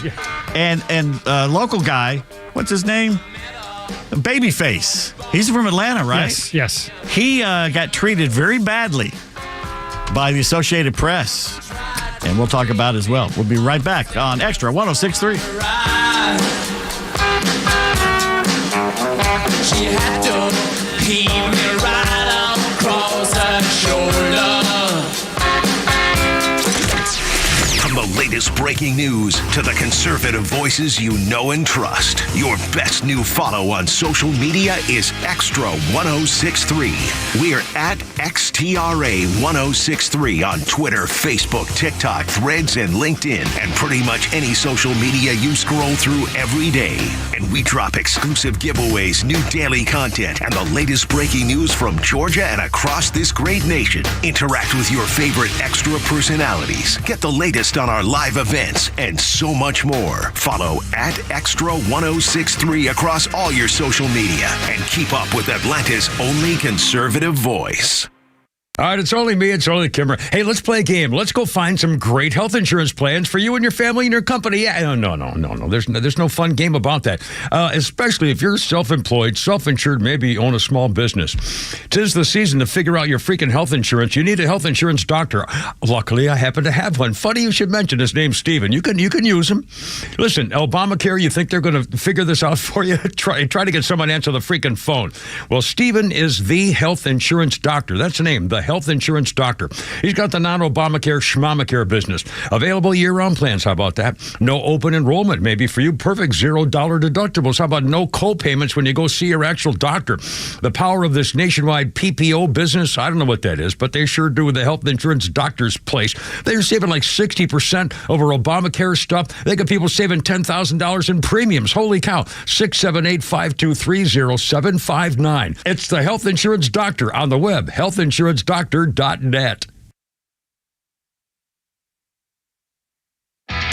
Go beyond a baseball game with your Atlanta Braves and check out Truist Park's Ballpark Tour. See the ballpark like never before and explore the franchise's rich history with artifacts, exhibits, and more, led by tour guides who will take you to places behind the scenes that most fans never have seen before, including the press box, premium club spaces, and of course, step onto the field where your favorite Braves players battle it out during the season. And each tour comes with a complimentary player chain necklace. Fans will also have access access to the Braves Clubhouse starting February 17th through March 22nd. And did you know Truist Park also offers the opportunity to host birthday parties? The birthday package includes a private tour of the ballpark, birthday invitation template, special gift for the birthday child, and goodie bags for all the kids. Upgrades like a visit from the Braves mascot blooper are also available. Visit braves.com/tours to book a tour or a birthday party today. Hi, I'm Jaron Solomon from Solomon Brothers Jewelers, here to remind you that Valentine's Day is coming quickly. Are you prepared? If you are looking for the perfect gift this year, come see us at Solomon Brothers Jewelers. We've got the perfect Valentine's Day gifts like beautiful diamond tennis bracelets or diamond stud earrings for 40% off. That's right, you can give the gift of timeless beauty and elegance with a pair of diamond stud earrings or a sparkling tennis bracelet for 40% off. And to make this year even more special, we are giving away a free gold rose with any purchase over $4.99. So say I love you this year with a gift that never goes out of style. Diamonds from Solomon Brothers Jewelers. Come see us at any of our 3 showrooms, find that perfect tennis bracelet or diamond stud earrings, and get a free gold rose with any purchase over $4.99. Solomon Brothers on Peachtree Road in Buckhead, Old Milton Parkway in Alpharetta, and Fisher Crossing Drive in Sharpsburg. Online at SolomonBrothers.com or on Instagram at Solomon Brothers. Neil Borch here. Maybe you've already taken the steps to improve your health, maybe save your life. You're using a CPAP for your sleep apnea. I've been using one for well over 20 years. So right now I'm here to tell you about a source for CPAPs and CPAP supplies here in the Atlanta area. CPAPs, etc. They're in Alpharetta. They have whatever you need. Roddy and Sharon are your CPAP experts, and they'll ship nationwide. More information, CPAPs.com. For half a century, glyphosate has affordably and effectively protected Georgia farmers' crops from invasive weeds. Without it, the impact would be felt beyond the fields, hitting Americans where it hurts, our wallets. That's why the Modern Ag Alliance advocates for farmers' continued access to essential crop protection tools, so food prices don't rise even more. Get the facts at controlweedsnotfarming.com. Paid for by the Modern Ag Alliance in support of Georgia farmers. This is Bruce Hagan, the people's lawyer. When I started my firm, it was with the idea of providing personal representation for personal injury cases. We treat everybody like family, and it makes me so proud to work with my son to provide a great family-oriented law firm. This is Matt Hagan. As a father-son team, we know the importance of working together to get our clients back on their feet. Let us here at Hagan Law be your advocates. You can find everything you need to know at Hagan-Law.com. Hagan-Law.com. Oh, yeah, Blondie. 1979. Good year. First of 5 UK #1 singles, Heart of Glass. They said a bad word in this song. Sometimes back then they beeped it out. Taken from the band's 3rd studio album, Parallel Lines. It had originally been recorded 4 years earlier under a new name, Once I Had a Love. I did not know that. And by the way, the other Friday I mentioned that I didn't go there, but Blondie's played Harlow's, which was a disco, and the Kroger Shopping Center. I mistakenly called it Stonemont. Well, it's been 40 years, so I forgot. I'm sorry. I think someone corrected you on Facebook. Yes, they did. And for the 7 people that remember what that 2-mile stretch of Memorial Drive looked like in 1979, he is correct. It was not Stonemont. That was Winn-Dixie. The Kroger was up the road a little bit, heading toward 285. There used to be a Mongolian... Oh, God, what the name of it? It was the Mongolian house, the egg roll house. It had the best egg rolls and the best Mongolian beef to this day I've ever eaten. And you'd probably get egg rolls and Mongolian beef for, I'd say, I don't know, $3, $5. I think Mongolian beef is probably my favorite Chinese food. Is it your go-to? Yes. Because that's kind of salty, isn't it? I guess it really depends on where you get it from. I usually go, if I get my favorite Mongolian beef, it's P.F. Chang's. Isn't that where they wrap everything in lettuce? No, but you can get the lettuce wraps there. It's where it's like chicken and a bunch of other things, and you wrap it in lettuce. It's pretty delicious. I've only eaten there once. That was a long, long time ago. Birthdays on this date, February 3rd. Dave Davies from the Kinks is 78. Dave is the younger brother. Ray Davies is the older brother, Davies. And they get in fights all the time. Dave quits and leaves, and he usually gives them, it's like Ringo, he gets one song on every album. basically. And he's got a good song called Guilty on one of those songs. And what else happened? 33 years ago today in 1992, the trial began in L.A. for 4 police officers charged with civil rights violations in the videotaped ass-whooping of Rodney King, as this guy puts it.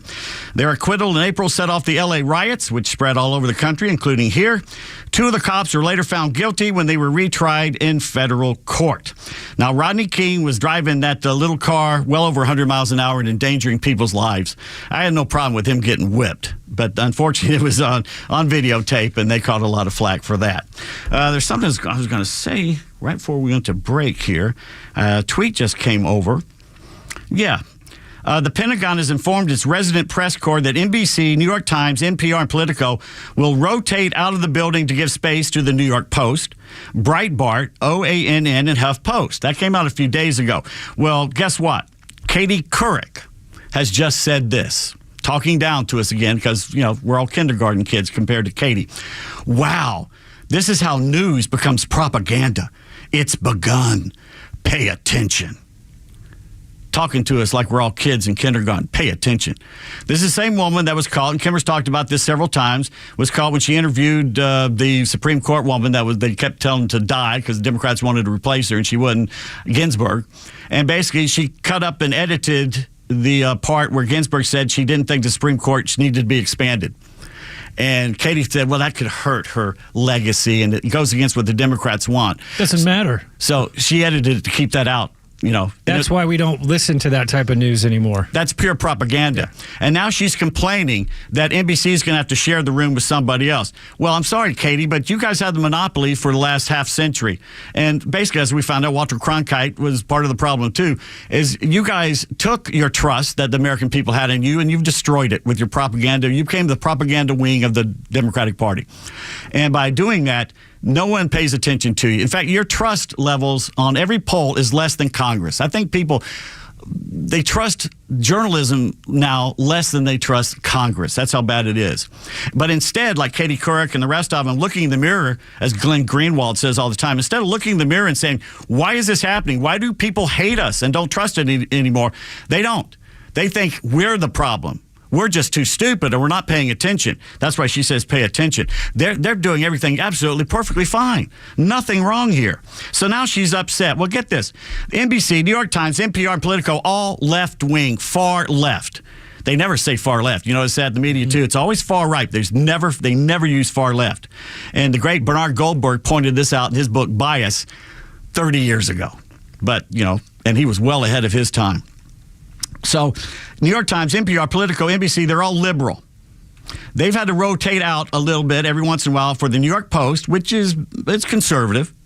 Breitbart, conservative. OANN, conservative. And Huffington Post. Huffington Post was one of the original liberal far left, and probably still is. So what is Katie Couric talking about? One of them is far left that's being rotated in. This talking down. Wow, this is how news becomes propaganda. It's begun. Pay attention. No, people like them turn news into propaganda. Absolutely, and they did. But they're literally, all they do is they don't broadcast for us anymore. They don't broadcast for the nation anymore. They're broadcasting for their friends at their parties in the Upper West and East Side of Manhattan. They vacation in the Hamptons at the same places. Their kids go to the same private schools, which they do. They live behind the same skyscrapers or walled or gated communities. When they fly out to the coast, they fly over the flyover states. They broadcast for L.A., San Francisco, Chicago, and the Northeast. And the rest of us, the hell with us. Anyway, speaking of conservatives, Joy Villa, is that her name? Villa, is that how you pronounce it? Is she a rapper or country star? What is she? Musician? I think she's a musician. She's a R&B artist. Well, she had the balls to show up at the Grammys with pretty much a red MAGA hat on. This was at the last Grammys. She's the one who wore a dress that said MAGA and had Trump on it. Really? Yeah.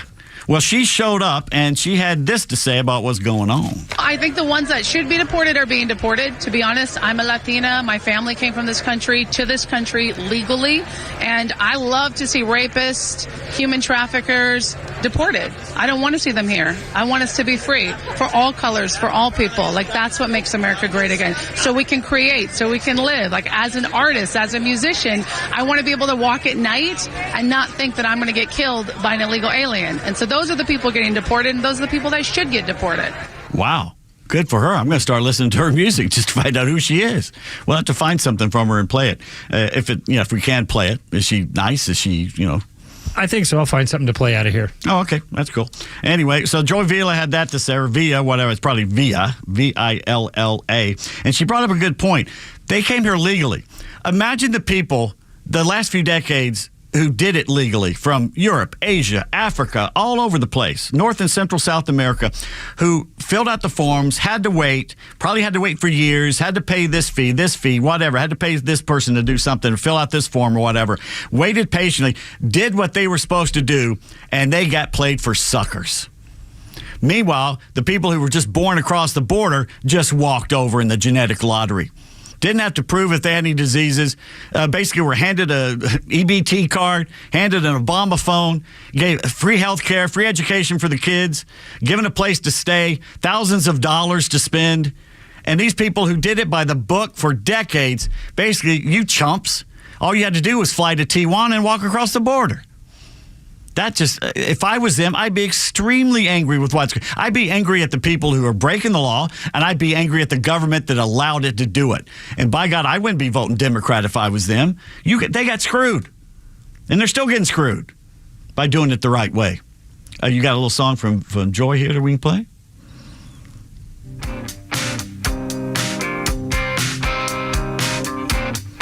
All right, it's got a beat. My heels are itching to hit the road. Shake the stress off and just let go. I want glitter. She's got a nice voice. Nice that it's not being used in auto-tune. Is it? No, it's not. My heart is pounding to just be. All right, I don't know if I'd go buy that, but if it was on, I'd probably listen to it to see what it is. Is all her stuff soft, do you think? I'm not sure. We keep on going. Nice little hook. Yeah. She reminds me of somebody. I can't quite place it. Anyway, that's Joy Villa, who had the cojones to show up at the Grammys last night wearing a red MAGA hat, basically. Good for her. And I'm Pete Davis, and that is Flounder. And we're filling in for the Kimmer. He's got a touch of the flu. And we'll be right back on XTRA 106.3.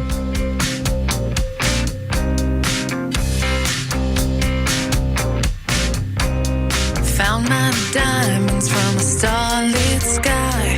Drank my. The legend Neil Bortz is only on XTRA 106.3. Hey, it's the Kimmer. How's it going? Here's what you missed from the Talkmaster.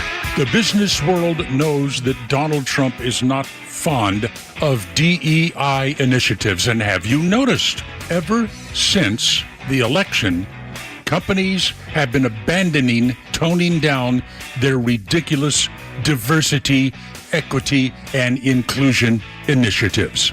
Companies are going to start hiring based on merit rather than skin color and plumbing. Costco being the one holdout there. NATO countries are starting to step forward and say, okay, we're going to pay the dues that we owe to this organization. It looks like common sense is about to win out over progressive idiocy in Washington, D.C. Catch Neil's commentary every day on XTRA 106.3 or listen anytime on the XTRA 106.3 app.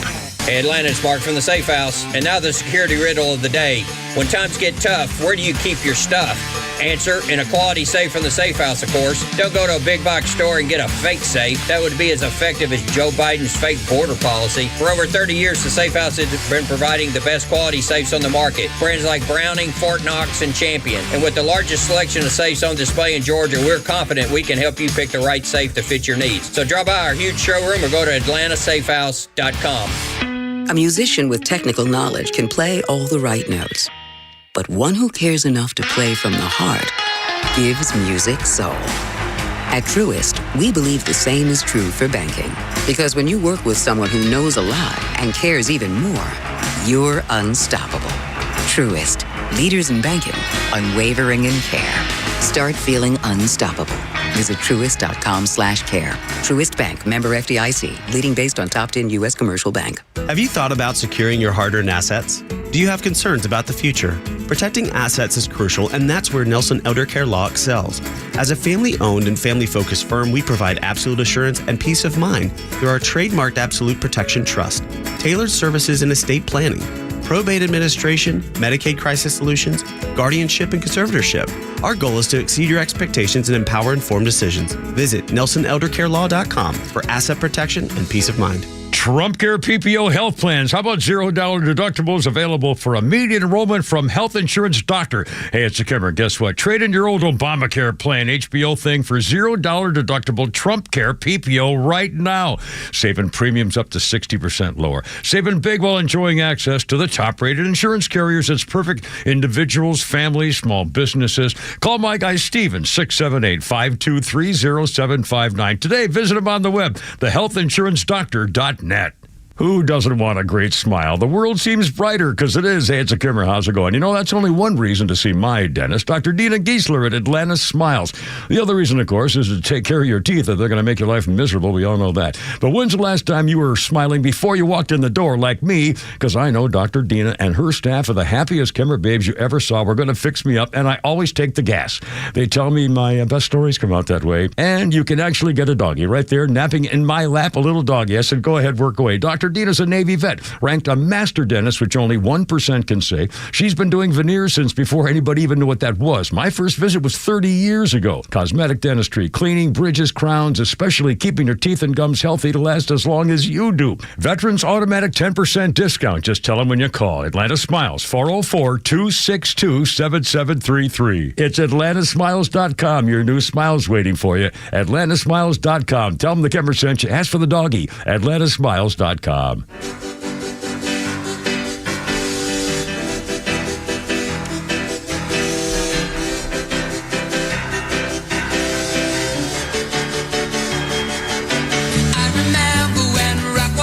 Elton John for you here on a Monday afternoon. Pete Davis filling in for the Kimmer. Flounder's here as well. Kimmer's got the flu. Hopefully he's feeling a little better. In 1973, Elton John started a 3-week run at number 1 in the U.S. singles chart with Crocodile Rock. First of 5 U.S. number 1 singles. And supposedly he got the song after listening to an Australian band named Daddy Cool. And they had a hit single called Eagle Rock, which I've never heard of either one of those, Daddy Cool or Eagle Rock. So we'll look into that as well. 1993 on this date, February 3rd, the magnificent Marge Schott suspended as the Reds owner for 1 year, repeatedly using racial and ethnic slurs. I remember that.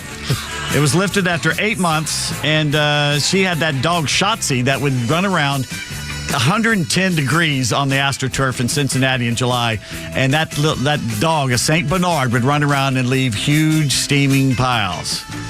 The players were not very happy with Shotzi. Marge Schott also had a collection, which was her late husband's collection of Nazi memorabilia that he, I think, had brought back from the war or whatever. I mean, a lot of people brought back flags and Lugers and knives and stuff from the war. Doesn't mean you're a Nazi. But today, well, she would have been called a Nazi. Blythe Danner is 82 today. She's Gwyneth Paltrow's mother. Good-looking woman. Had a husky voice, too.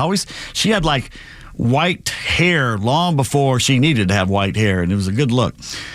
She's also played Robert De Niro's wife in the Fockers movies, Fockers, and the famous for I'm pointing at my eyes and I'm pointing at you. The first one was funny. Circle of Trust. I didn't watch the other ones, but Owen Wilson was hysterical in it. The perfect ex-boyfriend. Yeah, just absolutely perfect. Speaking of music, we were playing a little Elton John there. 2 other things happened at the Grammys last night, and this is the most we've ever talked about the Grammys, I think, on this show. Reporters have apologized. They humiliated Atlantan and Grammy-winning singer and producer Kenneth Brian Edmonds. You may know him as Babyface. All right? The AP publicly apologized. He's also a songwriter.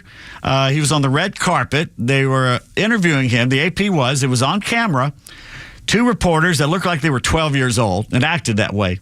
Krista Faria and Leslie Ambrose. They were at the Crypto.com Arena in L.A. Sunday evening, and they're interviewing, the important babyface. Mm-hmm. Guy's got a lot of rep. And Chapel Rowan walked by. She's the new it girl. And boy, did she dress. We'll tell you how she dressed last night. It was like the Wicked Witch of the West meets, Enrico Caruso's clown outfit. I don't know what the hell that was. They're on X. AP issued the apology. We're deeply sorry for cutting our interview with Babyface short on our YouTube live stream of the Grammys. So basically, they were talking to him, and they saw Chapel Rowan and started screaming. Cut him off and just went to interview. Yeah. Did you see it? No. It's embarrassing. And he did fine. He goes, oh yeah, okay, go talk to her. She's the she's girl. Yeah, go talk to her. He didn't. He took it well as a gentleman. And then one person saying it was more cutting short. It wasn't cutting off. Your reporter yelled over to Chapel while still talking to Babyface. That's complete disrespect. I'm pretty sure the Grammys are putting you in the parking lot next year. Seriously, are you hiring high schoolers now? I've never seen such amateurism in my life. That's the AP. That's incredibly disrespectful. You should teach your staff how to do interviews properly. Babyface, who's 62 now, has 26 number one hits to his name and 13 Grammys. And that's the way he was treated, basically. I wonder if he'll show up next year. Again, and a lot of these people doing the interviews are just influencers. Like they have their YouTube channels and things like that. So, I mean, they don't have a lot of experience. She looked like she was 17 years old when they did this. And this Chapel Rowan, she looks just like that Saoirse Ronan or whatever her name is. The really good Irish actress, Saoirse or whatever you pronounce her name. She was in Lady Bird or something, and a few other things as well. She's very good. I think she was also in that one that Kimmer talks about all the time, Hannah. Something about the girl that's like the killer or something like that. So that may have been her, maybe not. But Chapel Rowan, I was going to say something else about her. That outfit she was wearing, it was kind of like Lady Gaga without the meat. And she's, I think, trying to do something like that. And someone was talking about how Lady Gaga, her time has passed too. She tried to pull some costume. She, like her, that and her, I don't know what award she won or when she was up there, she did it for the transgender community. Oh, really? Yeah. All right, well, that's enough of her then. And the big one that I came out, in fact, the number one story that I heard on everybody talking about today, but I wanted to bury it a little bit because everybody was talking about it, and I don't know if you've seen it, what Kanye did to his wife. Unbelievable. Me and Veronica were watching TV last night before bed, and we saw them on the red carpet, and she took her mink coat off, and And who wears a mink coat these days, faux or not? Yeah, she was butt naked, is what she was. She was wearing what looked like pantyhose material. Yeah, it looked like a body cover of pantyhose. Which she's done before, but this showed everything. She was completely nude. You could see through everything. There was no pasties, nothing. There was no, I don't know what they call it. It's a cod piece for men. I forget what they call it for women. Nothing. She was completely shaved from head to toe, basically. And my point I come out of that is she is his slave now. Yeah, I mean, that's what it looks like. She will do anything. She has been brainwashed to the point, or she likes the lifestyle so much, she will embarrass herself and her family. Even her little sister came out and said, well, he was defending it. Well, I'm sorry. That your sister is being made a fool of on international waters, basically. I mean, all she is a side piece. She just walks next to him everywhere he goes. Yeah, and he orders her around. In fact, they had a lip reader saying what he was saying to her. Basically, it was get this shocking footage. This is a man who once did his business on a Grammy Award because he was mad at record labels. Okay. Oh, and he went up and interrupted Taylor Swift. No, he tinkled on one on film to show his disgust. This is either before or after he attacked Taylor Swift, frankly. Which I haven't liked him since he did that. And I didn't know her from Adam at the point. I thought he was being extremely rude. He's 47 now. Dragged his wife, Bianca, who's 30, publicity stunt. Supposedly, and by the way, they escorted him out, I think. They took him out. Somebody said the police came and got him, but I don't think this is what happened. Had a naked body under her sheer mini dress. He was upset that they were asked to leave. I mean, first of all, I think he's like, yeah, bipolar or something. He's something wrong with him. The Daily Mail said that someone was sent to speak with him moments after she dropped her fur coat. Everyone looked at them like they were crazy. The organizers were informed about the outfit and said, look, you can't do this. People can see this. In fact, a young girl saw it. It was kind of like the opening of the Paris Olympics. We had a little girl sitting there amidst all this nudity, and the guy openly showing his junk right there on international television. The network said, look, they could sue us if you don't leave. And so they are escorted out. Frankly, they think he was trying to steal Kendrick Lamar's thunder because they got some kind of feud going on here. He did not win anything, I think, last night. Kanye didn't. I don't think he was nominated for anything. He hasn't come out with anything in over a year or two. Really? So, yeah. There was a picture of a young child peeking out from behind the red carpet who saw it. Yeah, I saw that picture went viral. Somebody said, what if this was a dude who did this? Would it be funny if it was a dude? In California, the crime of indecent exposure occurs when the person exposes his or her naked body or genitals in front of anyone who could be annoyed or offended by it. It's a misdemeanor. Could be a felony if he does it again. The founder and leader, but you're making a scene now. They said, all right, let's go. And he said, go ahead and do it. I got your back. Go ahead and make a scene. They were kicked out of Venice, weren't they, for doing something similar? Something similar, yeah. Unbelievable. And the Stones win Best Rock Album. That's all that really matters. I'm Pete Davis. That's Flounder. And Kimmer's got a little flu. And we'll be right back after the news. And the 4 p.m. hour is brought to you by Atlanta Safe House. You need a safe, you just don't know it. Learn more at atlantasafehouse.com.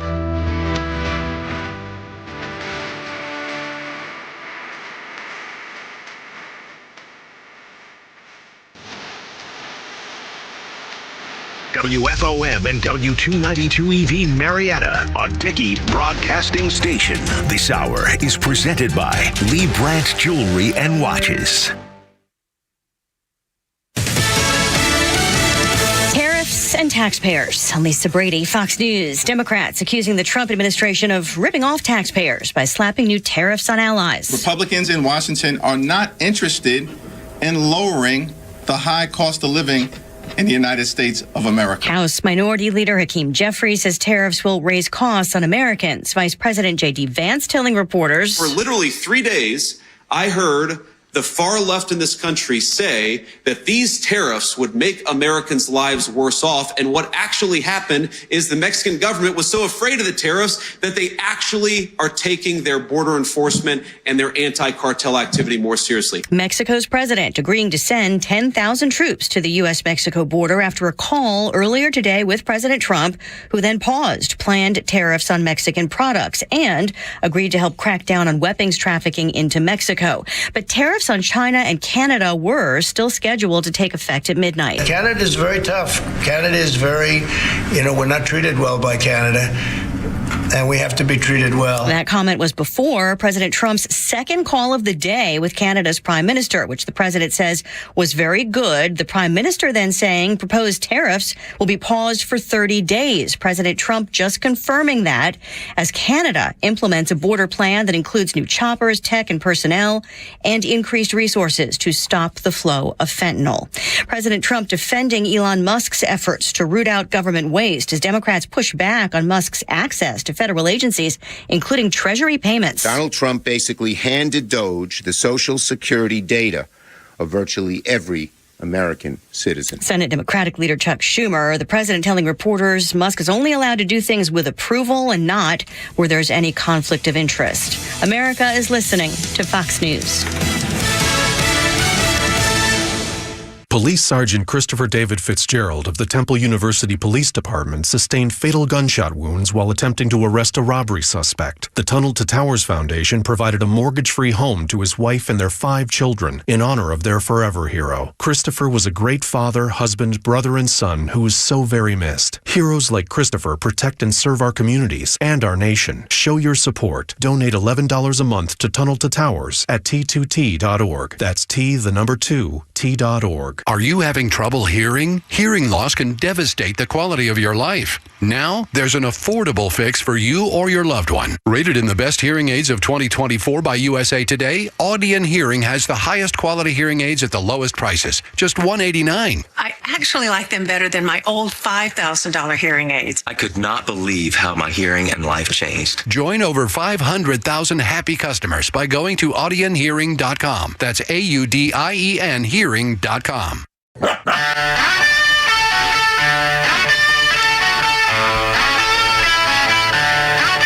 once again, we will not attempt to do the Kimmers ERP and ERP and ERP and ERP because only he can do that as well as he is. Pete Davis in for the Kimmer. He's got a touch of the flu. Hopefully he'll be back tomorrow, the next day or something. We'll still see because the flu can last a few days. He's had it since he's had it for a few days now. Yeah, he started early last week, and it was Thursday when he was really feeling bad, and Friday he couldn't come in. So, yeah. And again, I mean, the flu can last a week. That's true.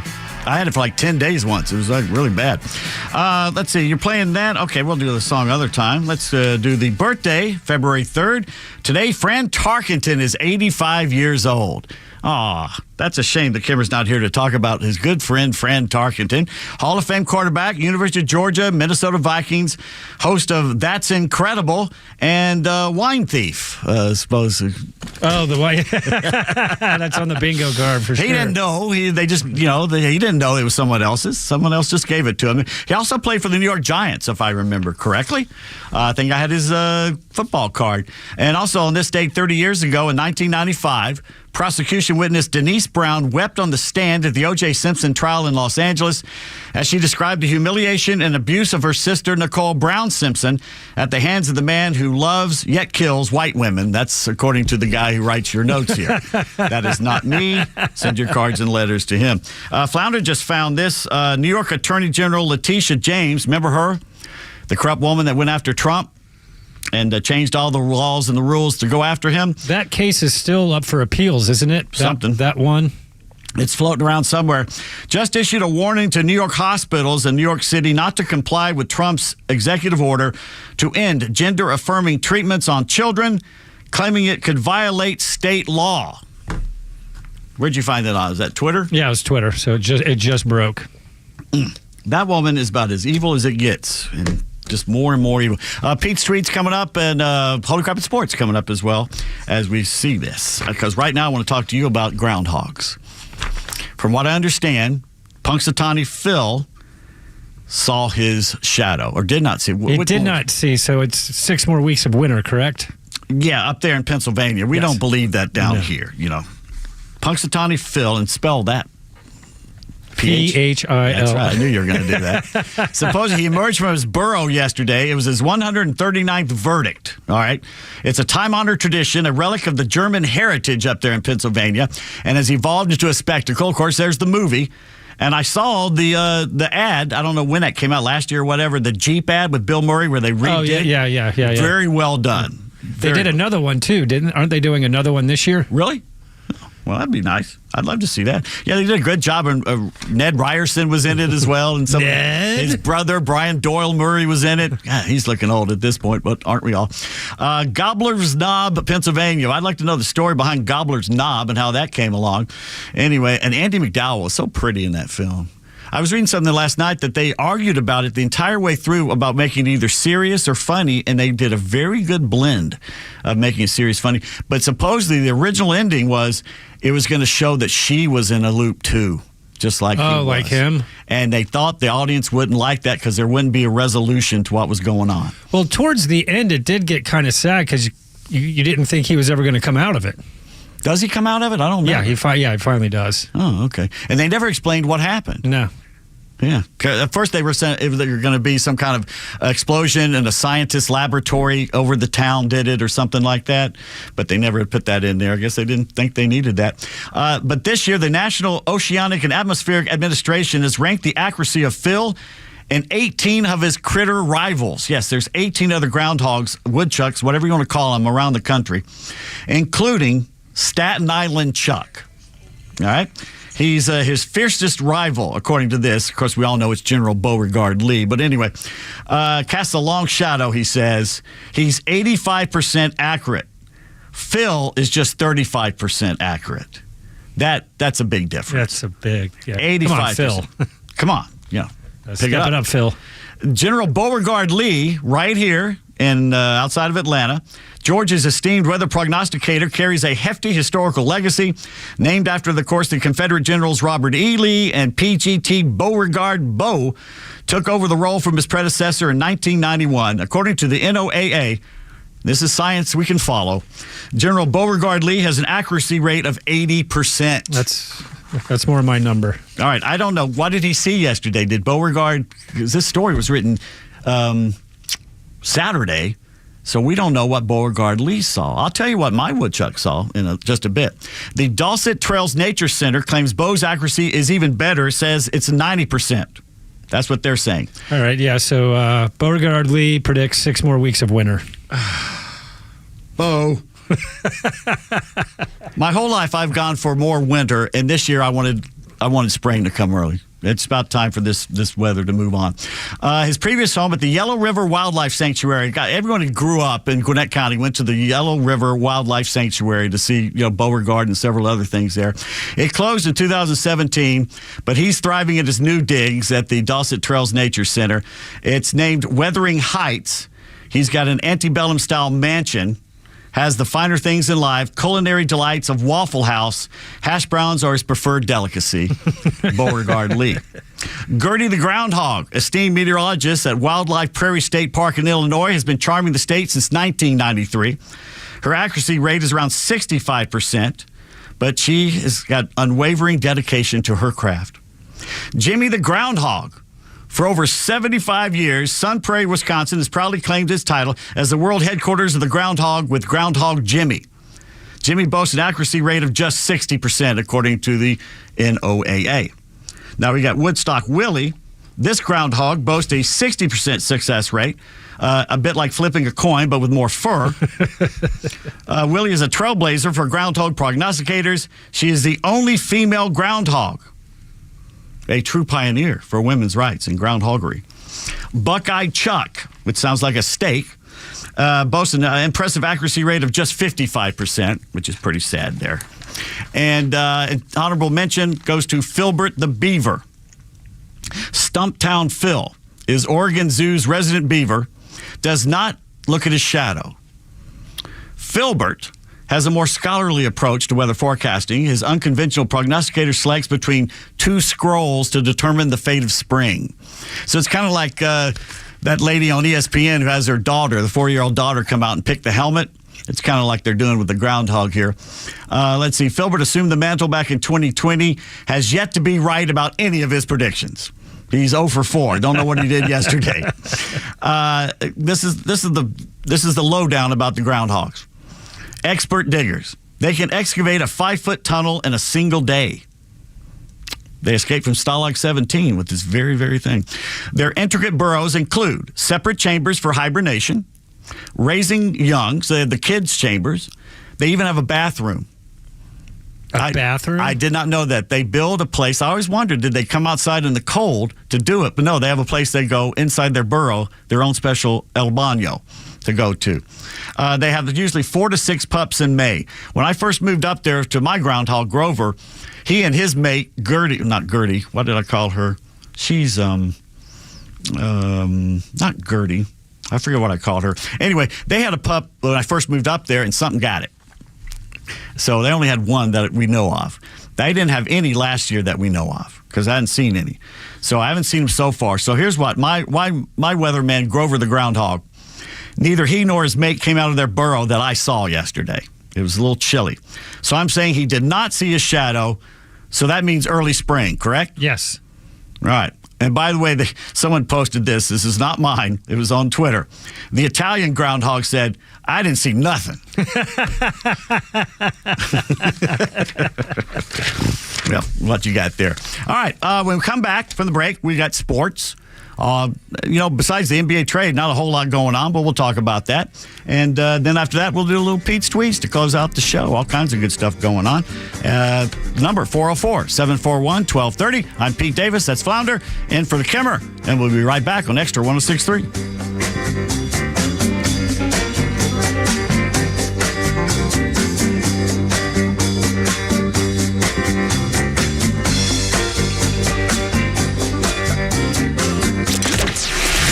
Latest breaking news to the conservative voices you know and trust. Your best new follow on social media is XTRA 106.3. We're at XTRA 106.3 on Twitter, Facebook, TikTok, Threads, and LinkedIn, and pretty much any social media you scroll through every day. And we drop exclusive giveaways, new daily content, and the latest breaking news from Georgia and across this great nation. Interact with your favorite XTRA personalities. Get the latest on on our live events, and so much more. Follow at XTRA 106.3 across all your social media and keep up with Atlanta's only conservative voice. All right, don't worry. Now we still have Holy Crap at Sports with Pete Davis and also Flunders Floundies and Floundies.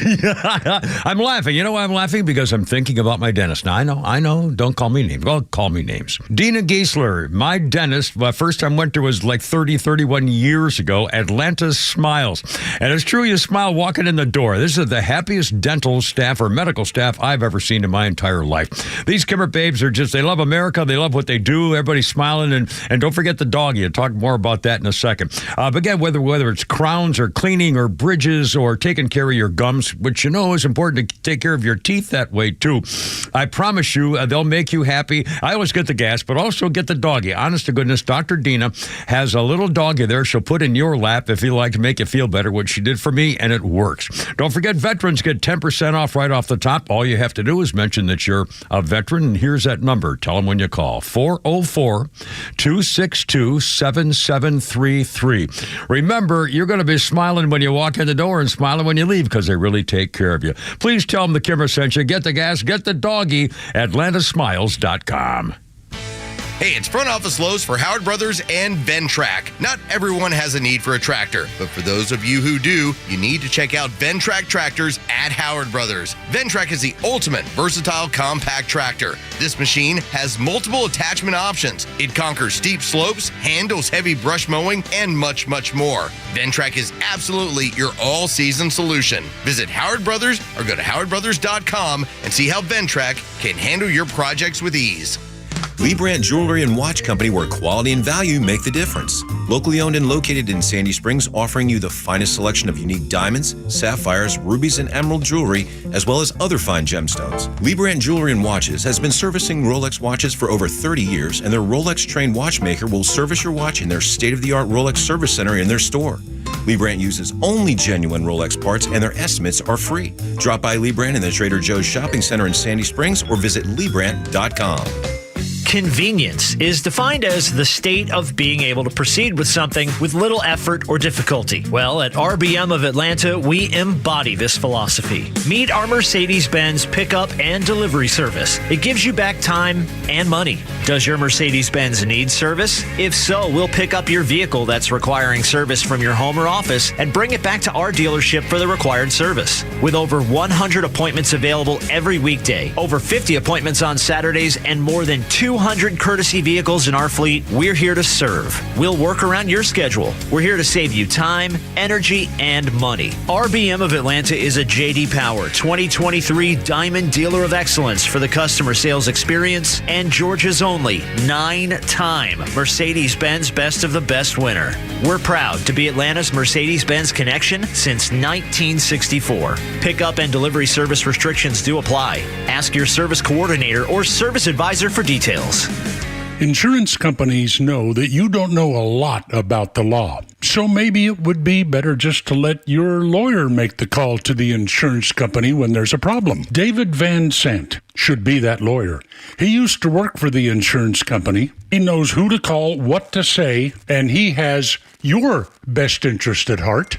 Plus, if you don't get paid, either does he. Van Sant Law, 855 GA Injury or vansantlaw.com. Advisory services offered through Master Plan Retirement Consultants, Inc., a registered investment advisory in the state of Georgia. Insurance, tax, and commodity services offered through Fricks & Associates, Inc., DBA Master Plan Retirement Consultants. The aforementioned are affiliated companies.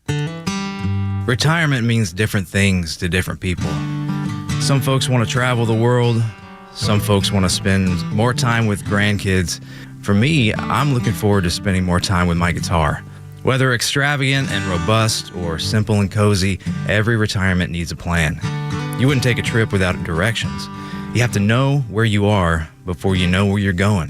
Master Plan Retirement Consultants have helped many like you plan for their own retirement. Not only does Master Plan help you create the roadmap, they join you on the journey. So whether you want to travel the world, become a pickleball champ, or just looking for a good porch, a sturdy rocking chair, and an acoustic guitar, remember to plan well, because the destination is worth it. Visit masterplanretire.com to schedule your complimentary consultation today. Coming up, we'll have Pete's tweets and a bunch of other fun stuff. But now we have everyone's favorite, the number one sports show in Atlanta. Holy Crap, it's Sports with Pete Davis. Thank you very much there. Patricia, before we do sports, says Groundhog Day was filmed in my hometown of Woodstock, Illinois. So good there. We got some little breaking stories that come over the last hour or two in sports. I haven't had a chance to look at sports since I started doing the show at 3 o'clock. And two of these breaking stories have to do with gambling in sports. I've been telling you there's a scandal that's going to be coming, and it's going to hit more than one sport. I've been sorry. It's just they're playing too fast and loose with the rules and getting too cozy. And here's what's going on. Following a lengthy appeals process, Major League Baseball today has fired umpire Pat Hoiberg for, and I'm making air quotes here, sharing legal sports betting accounts with a friend who bet on baseball, and for intentionally deleting messages key to the investigation into his conduct. All right, they caught him doing something wrong. He knows he's in baseball. He knows he's not supposed to bet on baseball, and he shares his account with a friend who bets on baseball, and his friend knows that he can't bet on baseball on that account. And when the baseball goes to investigate, he deletes some messages. Hoiberg adamantly denied betting on baseball directly or indirectly. Interim Commissioner Rob Manfred says there's no evidence that Hoiberg directly bet on games or manipulated the outcomes of any games in any way. Of course they have to say that. That's what the NBA said a few years ago when they caught one of them doing something. In a statement, MLB said it fired Hoiberg for failing to uphold the integrity of the game, and that he should have known that his friend, a pro poker player, had bet on baseball from the shared account. He handed his account to a professional poker player. Well, it's a betting account. He's 38 years old, Hoiberg, widely regarded as one of the best ball strike umpires in baseball. He can apply for reinstatement no earlier than the start of spring training in 2026. I don't want this guy anywhere near baseball. There's no way baseball can bring this guy back. None. I'm sorry. I take full responsibility for the errors in judgment that are outlined in today's statement by MLB. This is Hoiberg's statement. He put this out through the Major League Baseball Umpires Association. Those errors will always be a source of shame and embarrassment to me. I don't believe it for 1 second. He may be telling the truth. I don't believe it. That's my opinion. I can have it. Also, a gambling ring currently under federal investigation for its role in 2 NBA betting cases also was involved in unusual wagering activity on at least 3 men's college basketball programs this season, according to ESPN. Sportsbook accounts connected to the gambling ring bet against North Carolina A&T, Mississippi Valley State, and Eastern Michigan in games this season. Some of the same accounts also placed large wagers on prop bets involving former Toronto Raptors player Jonte Porter in 2 games in the NBA season a couple years ago, and veteran guard Terry Rozier in 2023 when he was with the Hornets. He is now with somebody else. Porter has admitted to manipulating his performance during the games for gambling purposes. Rozier has declined to comment. It's also a Temple game is involved in something in this as well. So that's 2 things. Plus, on another unrelated story, Florida State head coach Leonard Hamilton, men's basketball coach, is stepping down at the end of the season, ending a 23-year career at Tallahassee. He'll be the winningest coach in school history and top 5 in wins in the history of the ACC. That's pretty good. 76 years old. Leonard Hamilton stepping down at the end of the year. All right, let's get to that monster trade in the NBA. For all those who thought the Hawks got the worst of the Luka Doncic for trade, well, the Mavericks just blinked. 25-year-old superstar Luka Doncic goes to the Lakers for a package headlined by 31-year-old all-star big man Anthony Davis, no relation. The Mavs and Lakers finalized a 3-way deal with the Jazz around midnight Saturday night. Mavericks also get promising third-year wing Max Christie and the Lakers' 29 first-round draft pick, while sending injured big man Maxi Kleber and reserve veteran forward Markieff Morris to L.A. along with Doncic. I think the Hawks have the Lakers pick this year. Luka's Slovenian father calls the trade hypocrisy.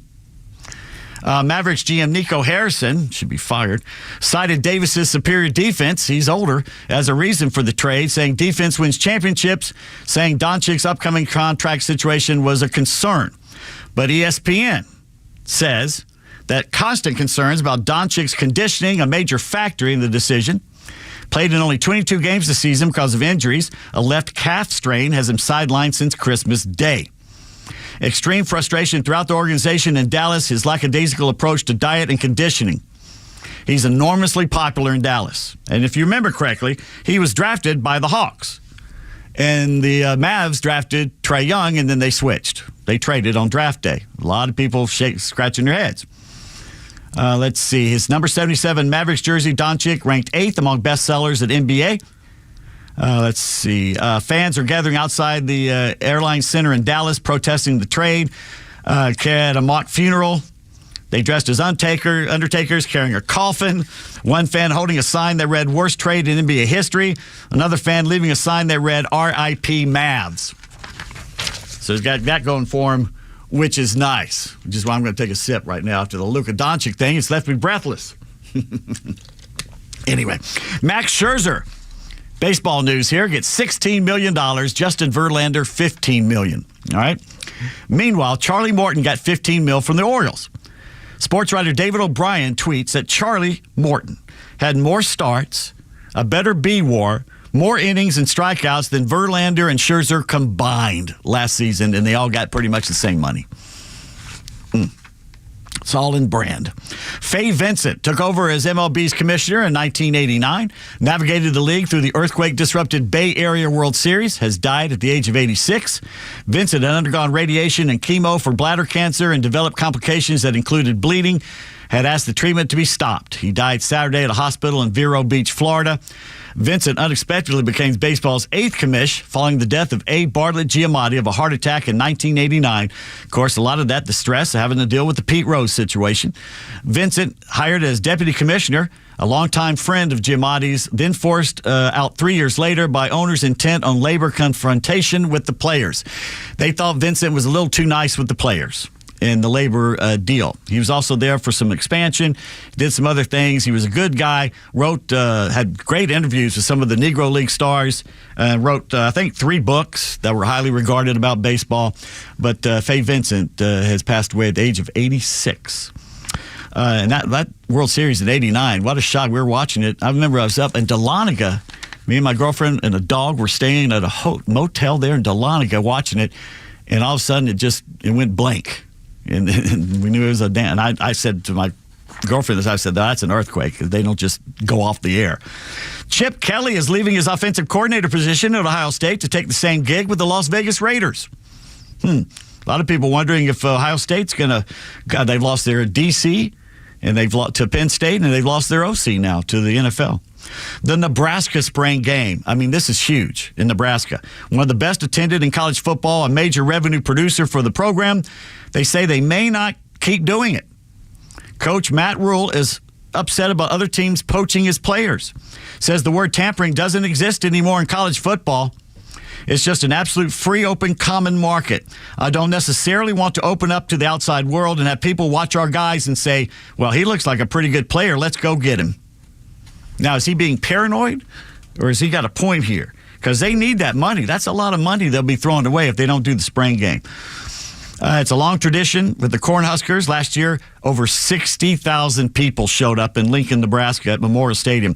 That's the 4th highest attended spring game behind Ohio State, Alabama, and Penn State. And I'll tell you a story. A friend of mine, we're driving to Oregon back in 2005, I believe, and we happened to be going through, gosh, I forget what time of year it was.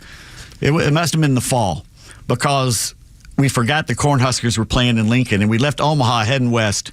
And there was nothing for mile after mile after mile but a string of lights coming from Lincoln. And it hit me, thank God we're not coming east, that we're heading west, because nobody but us was heading west, because everybody was at that game. It becomes, I think, the largest, or one of the largest cities in Nebraska that one day for the spring game. A Ravens fan, you might remember him. Remember the guy who attacked the Commanders fans after the game? Yes, vaguely, yeah. Unprovoked attack on the Commanders supporters.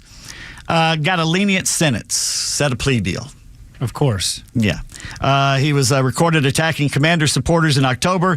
He's pleaded guilty to 3 counts of second degree and appears to have evaded a lengthy prison sentence. By the way, on a related story, I don't know if did I mention this, that the Commanders are not going to change their name back to the Redskins. They said today they're going to keep the Commanders name.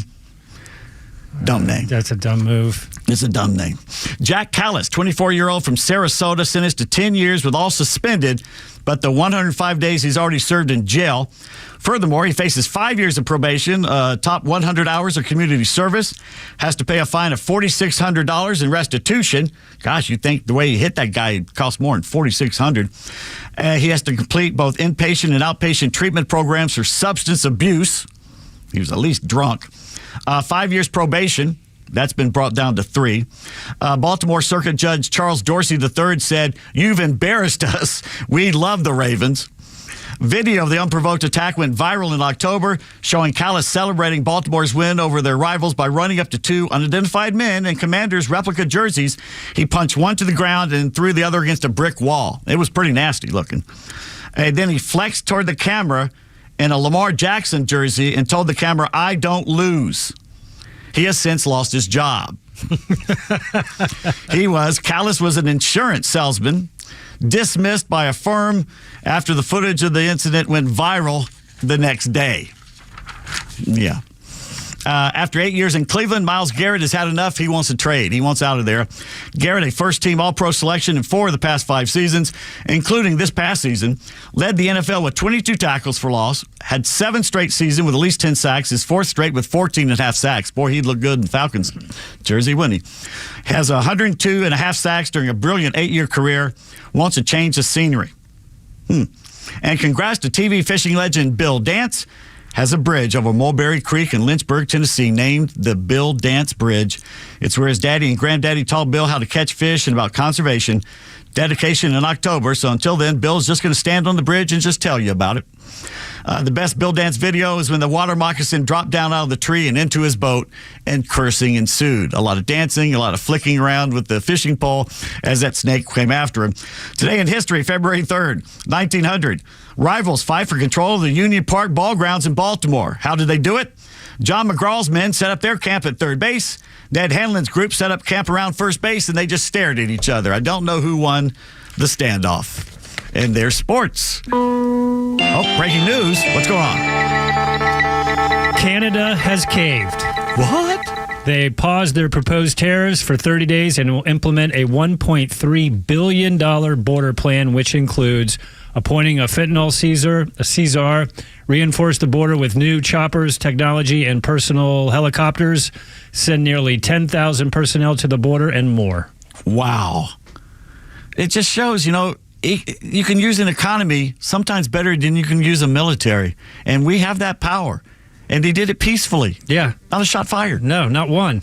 And we got what we wanted. And what he wants is good. It's good for everybody. Yeah, protection. Yeah. That's good news. That's great breaking news right there. I'm Pete Davis. That's Flounder. Filling in for the Kimmer. We'll be right back after this. And the 5 p.m. hour is brought to you by Lee Brandt Jewelers, where luxury jewelry and watches are affordable. Drop by their store in Sandy Springs or visit leebrandt.com.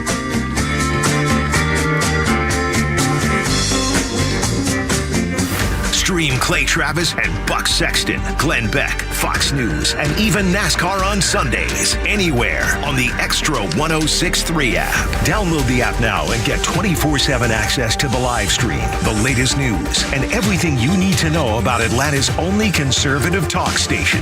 Download the XTRA 106.3 app for Apple or Android and check out even more great original content at thepodcastpark.com.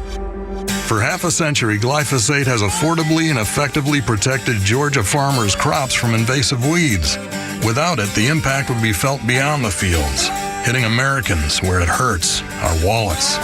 That's why the Modern Ag Alliance advocates for farmers' continued access to essential crop protection tools so food prices don't rise even more. Get the facts at controlweedsnotfarming.com. Paid for by the Modern Ag Alliance in support of Georgia farmers. A lot of us have a 401k, but many of us don't know what we should do with them as we get closer to retirement. I'm here with Evan Ward of Atlas Retirement. And Evan, what would you personally recommend? Well, Kevin, what we recommend is when you separate service from your employer or when you turn 59 and a half, you need to look at what your options can be, because within a 401k, you're getting payroll deduction, you're getting a handful of different options, but it's very limited because a 401k is a one-size-fits-all for everybody in your company. Well, what we do when we have options to go outside the 401k, even while you're still employed, you can continue to contribute, but you can move those into different and better options than what you have within your 401k. And so we want to be able to run our 401k X-ray, be able to show you exactly what it is you are doing within your portfolio, and then see what your options are outside of that to improve your circumstance. Because, Evan, let's be honest, retirement, this is not a one-size-fits-all answer, right? These are individual, personalized plans you're going to put together. Everybody's situation is going to be different, right? Of course. And so, the 401k gives you a limited set of options because that is what has to be available to the client. But outside of your 401k, you have thousands of options that are often a lot more custom and tailor-made to your personal needs. If you'd like more details, pick up the phone and call Evan Ward today and the team at Atlas Retirement. They are standing by to answer your questions. 678-736-7799. 678-736-7799. Pick up that complimentary 401k X-ray, or you can get more details online today. It's atlasretirement.net. That's atlasretirement.net. Investment advisory products and services made available through Impact Partnership Wealth, LLC, IPW, a registered investment advisor.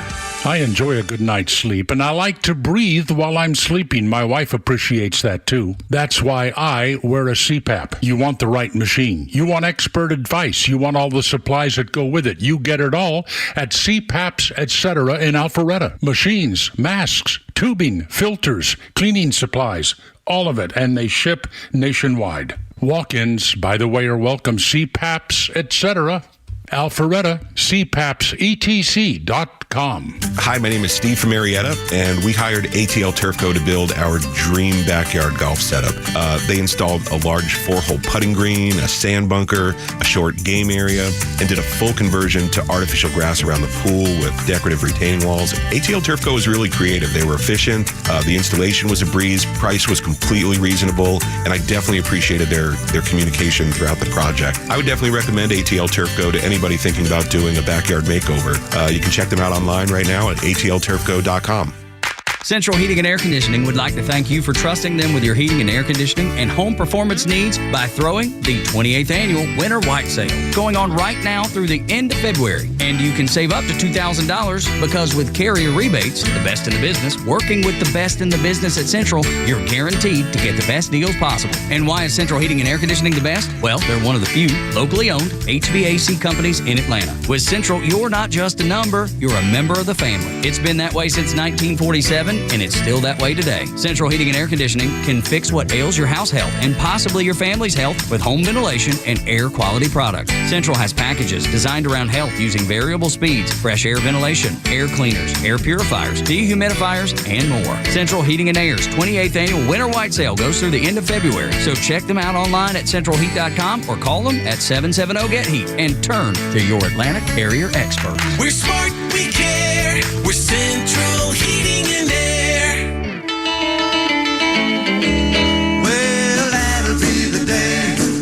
And it was the day, 1959.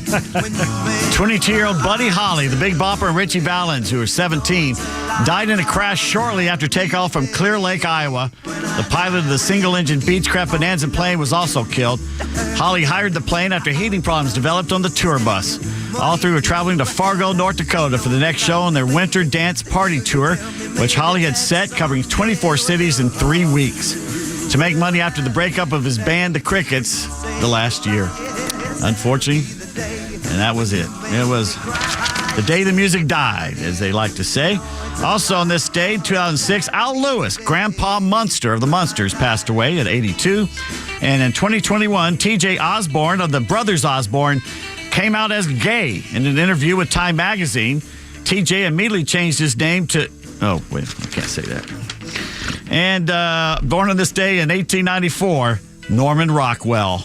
Died in 1978, painted 317 covers for the Saturday Evening Post. I think Kimber posed for 2 or 3 of those, I think. Rick the Painter's on the line. Rick the Painter, what's on your mind today, sir? Hey, Pete. Hey, brother. Hey, I just want to say to you and Pete and Flounder, what a great job you guys are doing. Honestly, thank you. For me, I mean, I just got to call in. I mean, you guys got a good team there. Kimmer's got a great team. You know, Kimmer's out; he's the pilot. You guys are co-pilots, and man, you guys are running the ship like you've never missed a beat. So that's what I wanted to say, man. Well, thank you very much. You guys are awesome. So, hey, was that a joke? No, it's not. Really, it's not. Well, you've got a lot of hats you're wearing. You're the producer, the board op. Now you're the talk show commentator with everybody. I mean, you know, you and Pete actually have a show in your infancy. When Kimmer finally retires, you know, this show will carry on. But you guys have got something going on here. Just want to say, I'm enjoying your show, brother. Hey, but can I tell you what happened to me this weekend at church? Sure. Okay, hey, I went to church this weekend, and I was sitting next to this little old lady and old man, and they were nice, and we talked for a second. But during the sermon, the preacher was preaching, and the old man, he fell asleep, which is okay. He started snoring, and it wasn't too bad, but it got really obnoxious. It got really loud, and the preacher finally had to stop. And he looked at the little old lady. He said, "Ma'am, could you please wake up your husband?" And she looked at him and she said, "You're the one that put him to sleep. You wake him up." Thank you, Rick. I appreciate that. Is it just me or Rick's jokes getting longer? Maybe they used to be one-liners. Little one-liners. He's got a little setup now. A little setup on that. By the way, I met a very attractive woman at the bowling alley last night. And? She was striking. Okay. Time for Pete's Tweets. I like how I introduced myself there. I like that. Give me time while the music's playing. Take a sip. Pete's Tweets. There's something about this studio that makes my mouth dry. And it makes Kimmer sick, I guess, on this. Oh, man. All right. Charlie Kirk. He posted, in fact, take the old specs out so I can read it. The White House digital team deserves an award for what they've been pulling off. Here's what they did when they went on to one of these pages here. It was the office of Kamala Harris that was still up, the webpage. And they changed it to, "This page is unburdened by what has been." I saw that. And it is gone. Now this damn thing is arguing with me. Hold on a second. All right, here we go. Eric Doherty, the U.S. Department of Agriculture, has been ordered to scrub climate change from its website. So that's going to be gone. Let's see. Mother Jones, very liberal magazine for a long, long time. With Trump's mass deportations, who will rebuild our disaster-stricken cities? And the Foo says, who's going to pick our cotton? I was telling you earlier about Morgan Wallen, the country singer. According to Not the Bee, released tickets for his new tour, People Not Happy, in California, $2,106.60. That's $1,750 for the ticket, $356 in fees, including taxes in California. That is a lot of money for a concert. Let's see, what else right there? MAGA Voice. Trump has instructed Congress to include no tax on tips, Social Security, along with overtime and the reconciliation bill. Promises made, promises kept. Okay, what's the next one here? Employees at multiple federal agencies, according to Libs of TikTok, were ordered to remove pronouns from their email signatures by 5 p.m. the other day. To which Selena Gomez put out a video of her crying, saying, "He's deporting pronouns now." Let's see. Colombian President Gustavo Petro has urged all his country's illegal aliens to return home immediately. That's called winning. And, of course, Flounder told you earlier that Canada has now, folded. And they've actually folded more than I think Mexico did. Let's see. Fold more than you fold that Canadian bacon over when you're trying to make it look like bacon. Like it look like bacon? Yeah. Derek Evans says President Trump just banned John Brennan, John Bolton, and James Clapper from all federal buildings. They pushed the Hunter Biden Russian disinformation hoax back in 2020. To which several people are saying, good, it's going to be hard to push their consulting and lobbying grift if they can't get into the damn building now. I love that. All right, here's what Sherry sent to me, and I'd already seen it. It's a photo of a guy over in Alabama who makes these little funny videos about the South, especially about Dollar General and Dollar Tree. And Little Debbie has done it again. What's your favorite Little Debbie? To me, it's the Swiss rolls. What's your favorite Little Debbie go-to lunch snack from school? What was the cupcake? The black cupcake with the little white frosting on the top, the little line? Well, that was Little Debbie. I think so. No, I think because others did that. Hostess. I think Hostess that might did have it. been The Hostess. Ho-Hos, Charlie Brown one did it and everything. Well, a lot of people like me enjoyed the Nutty Buddy. Those two little sticks, kind of like large Twix sticks with chocolate and peanut butter and everything. I'll tell you what, those were pretty good. Actually, they had the peanut butter in them. Guess what? Little Debbie has come up with soft-baked Nutty Buddy cream pies. They look like moon pies. And Sherry, knowing me, sent it immediately to me, said, have you tried these yet? I haven't even seen them yet, but I'd like to. Here's something you got to try. If you have a pen, if you're driving, just do it when you get home. The expression blank off, the F word, blank off, when you get home, write it down and say it backwards. You're still saying the same thing, but now you're saying it in an Irish accent. Okay. I tried my first homemade chicken pot pie over the weekend. It came out smashing when it smashed into the basement of the oven, and I had to clean it out, but most of it was still there.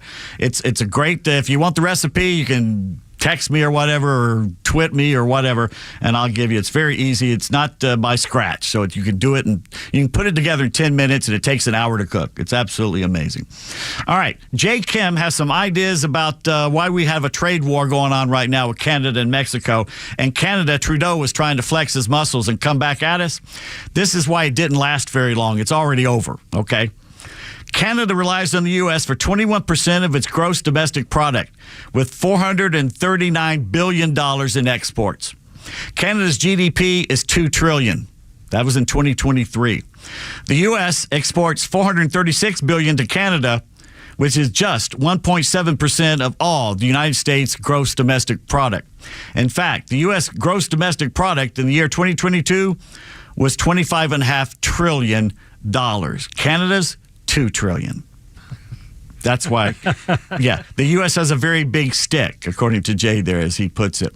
Elon Musk says the Doge team discovered, among other things, that payment approval officers at Treasury were instructed always to approve payments, even to known fraudulent and terrorist groups, because they were pushing an agenda, a left-wing agenda. They literally never denied a payment in their entire career, not even once. They tried to physically stop the Doge team to going in there, and the Doge team says, we're calling the cops, and they backed off because they have every right to do so. Before he does any of this, he clears it with Trump. So let's take a little break here, and when we come back, I'll finish up with Pete Streets here. There's some interesting stuff going on with what Trump's doing. We'll be right back on XTRA 106.3.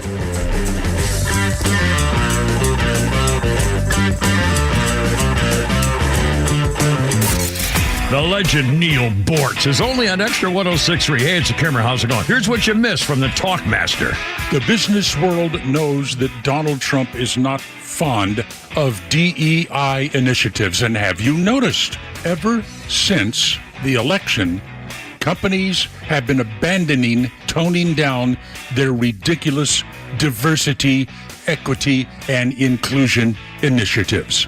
Companies are going to start hiring based on merit rather than skin color and plumbing. Costco being the one holdout there. NATO countries are starting to step forward and say, okay, we're going to pay the dues that we owe to this organization. It looks like common sense is about to win out over progressive idiocy in Washington, D.C. Catch Neil's commentary every day on XTRA 106.3 or listen anytime on the XTRA 106.3 app.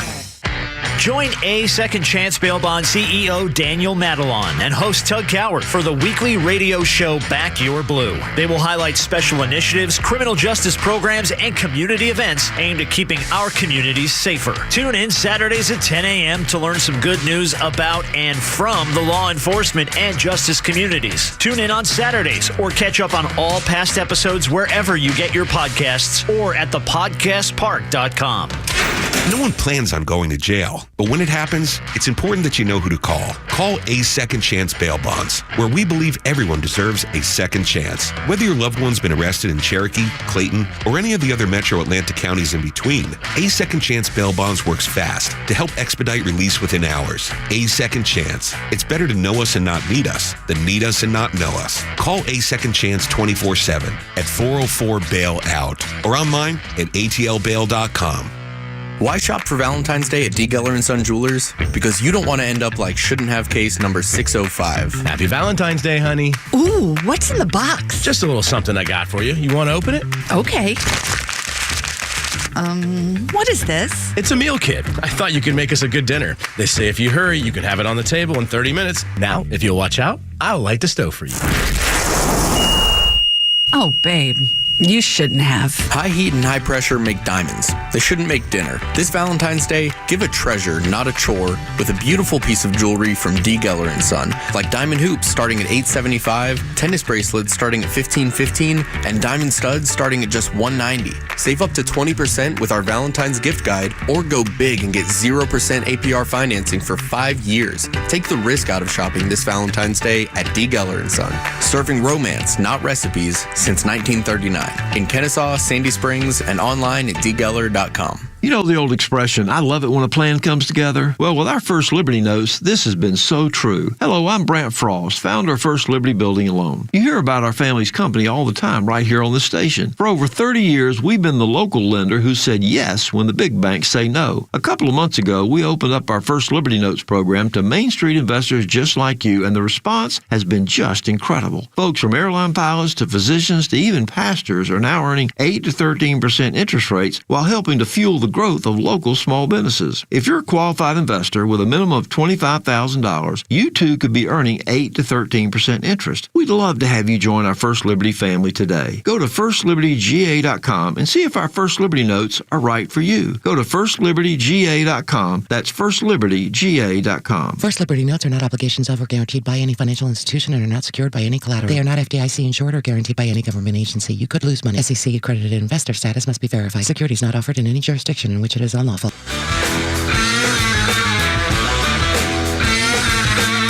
Oh, gosh, I threw away the sheets. Oh, looks like I found it here.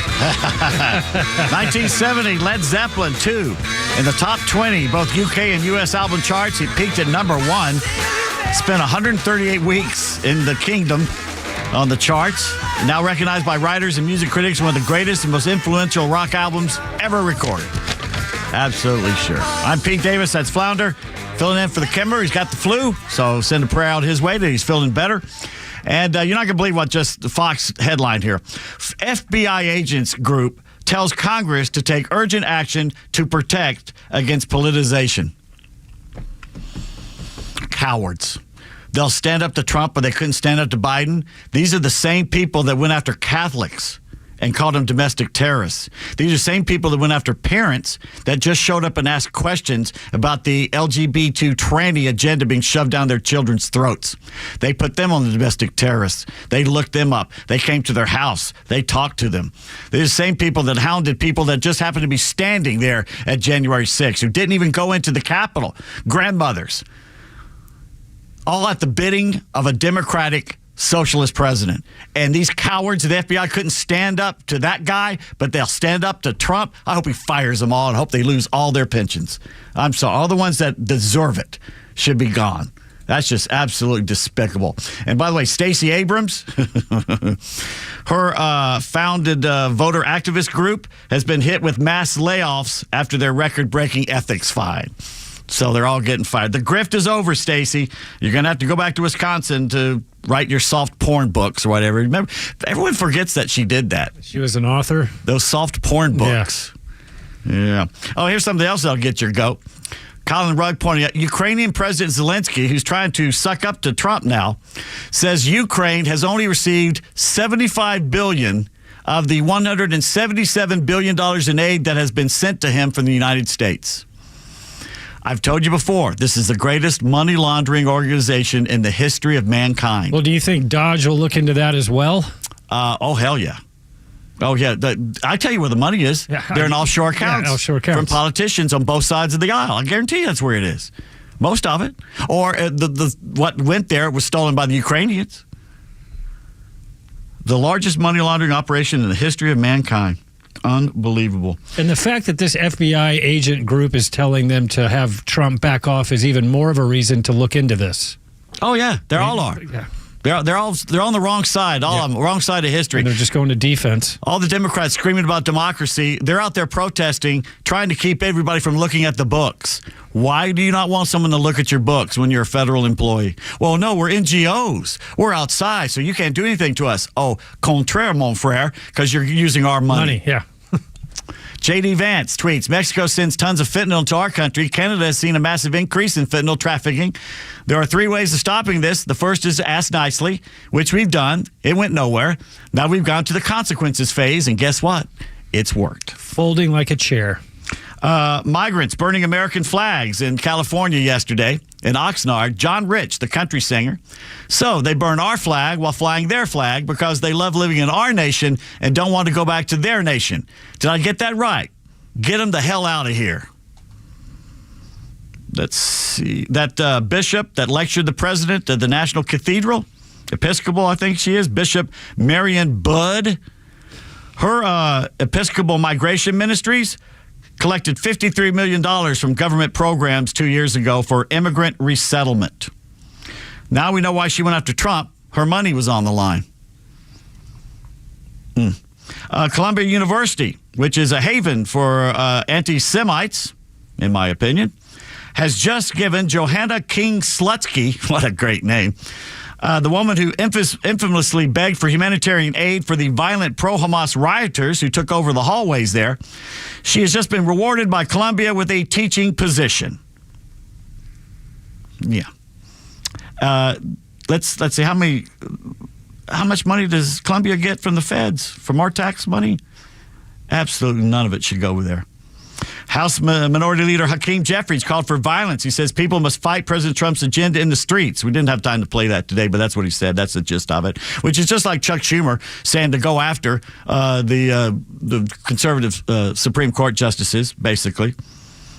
U.S. aid that they're looking at right now gave nearly $15 million to George Soros and his Open Society Foundation.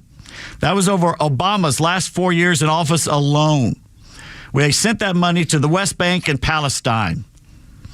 It didn't end up there. It ended up funding left-wing operations, allegedly, in Albania and Macedonia, which is north of France. Canadians, here are some of the historic tariffs that Canada hits America with. Milk, 270%. If you want to send American milk over to Canada, a tariff of 270%. Cheese, 245%. Butter, 298%. Chicken, 238%. Sausages, 70%. Bovine meat, 26%. Cars, 25%. Cable boxes, 35%. Vacuums, 35%. That's what they get us. Unbelievable. Let's see. We'll talk about more of that tomorrow. I didn't get a chance to tell you about the American woman that went to Pakistan, and she was going there to marry a 19-year-old. The family took one look at her and says, "You ain't marrying her." And so they barricaded their house. Well, somehow she's in the house, or some way she's over there. She's demanding the Pakistanis give her $5,000 a week or month to support her because she ain't coming back to America. She's going to stay there. She's pulling a Mexican. She's going to show up and demand they take care of her, and she's not going anywhere. Hey, I always forget this, the Flounders Funnies. Let's play a I can't say it either. Flounders Funnies. Flounders Funnies. All right, here we go. I am enjoying your diversity hiring in America. We don't have that where I come from. Because everybody is black. Everybody. Listen, where I come from, if somebody hates you, it's not because of the color of your skin, it's because you suck. It's very simple. It's very simple. And then I come to America, I'm getting gigs because I'm black. I'm like, what? That's a thing? I didn't know. And then I started getting way more gigs than my black friends because I was African. I was like, wow, I love this feeling. So now I'm greedy now, okay? So now I'm gay. No, listen, imagine, sir, a black African gay person with a gluten allergy and anxiety.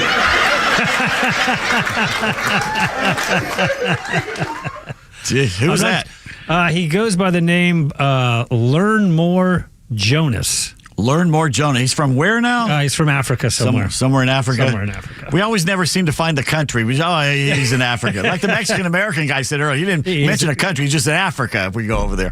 And we might try and play those again tomorrow. The two, Brian Mast and that Mexican guy. That's good stuff. And we never got to the one guy, the American, talking about diversity. So we'll do that tomorrow as well. Appreciate everybody joining us. It's Flounder. I'm Pete Davis. Kimmer, we don't know when he'll be back. He's got the flu. It's kind of a mess, the flu. You know, it could be anything from a couple days to a week. We have no idea.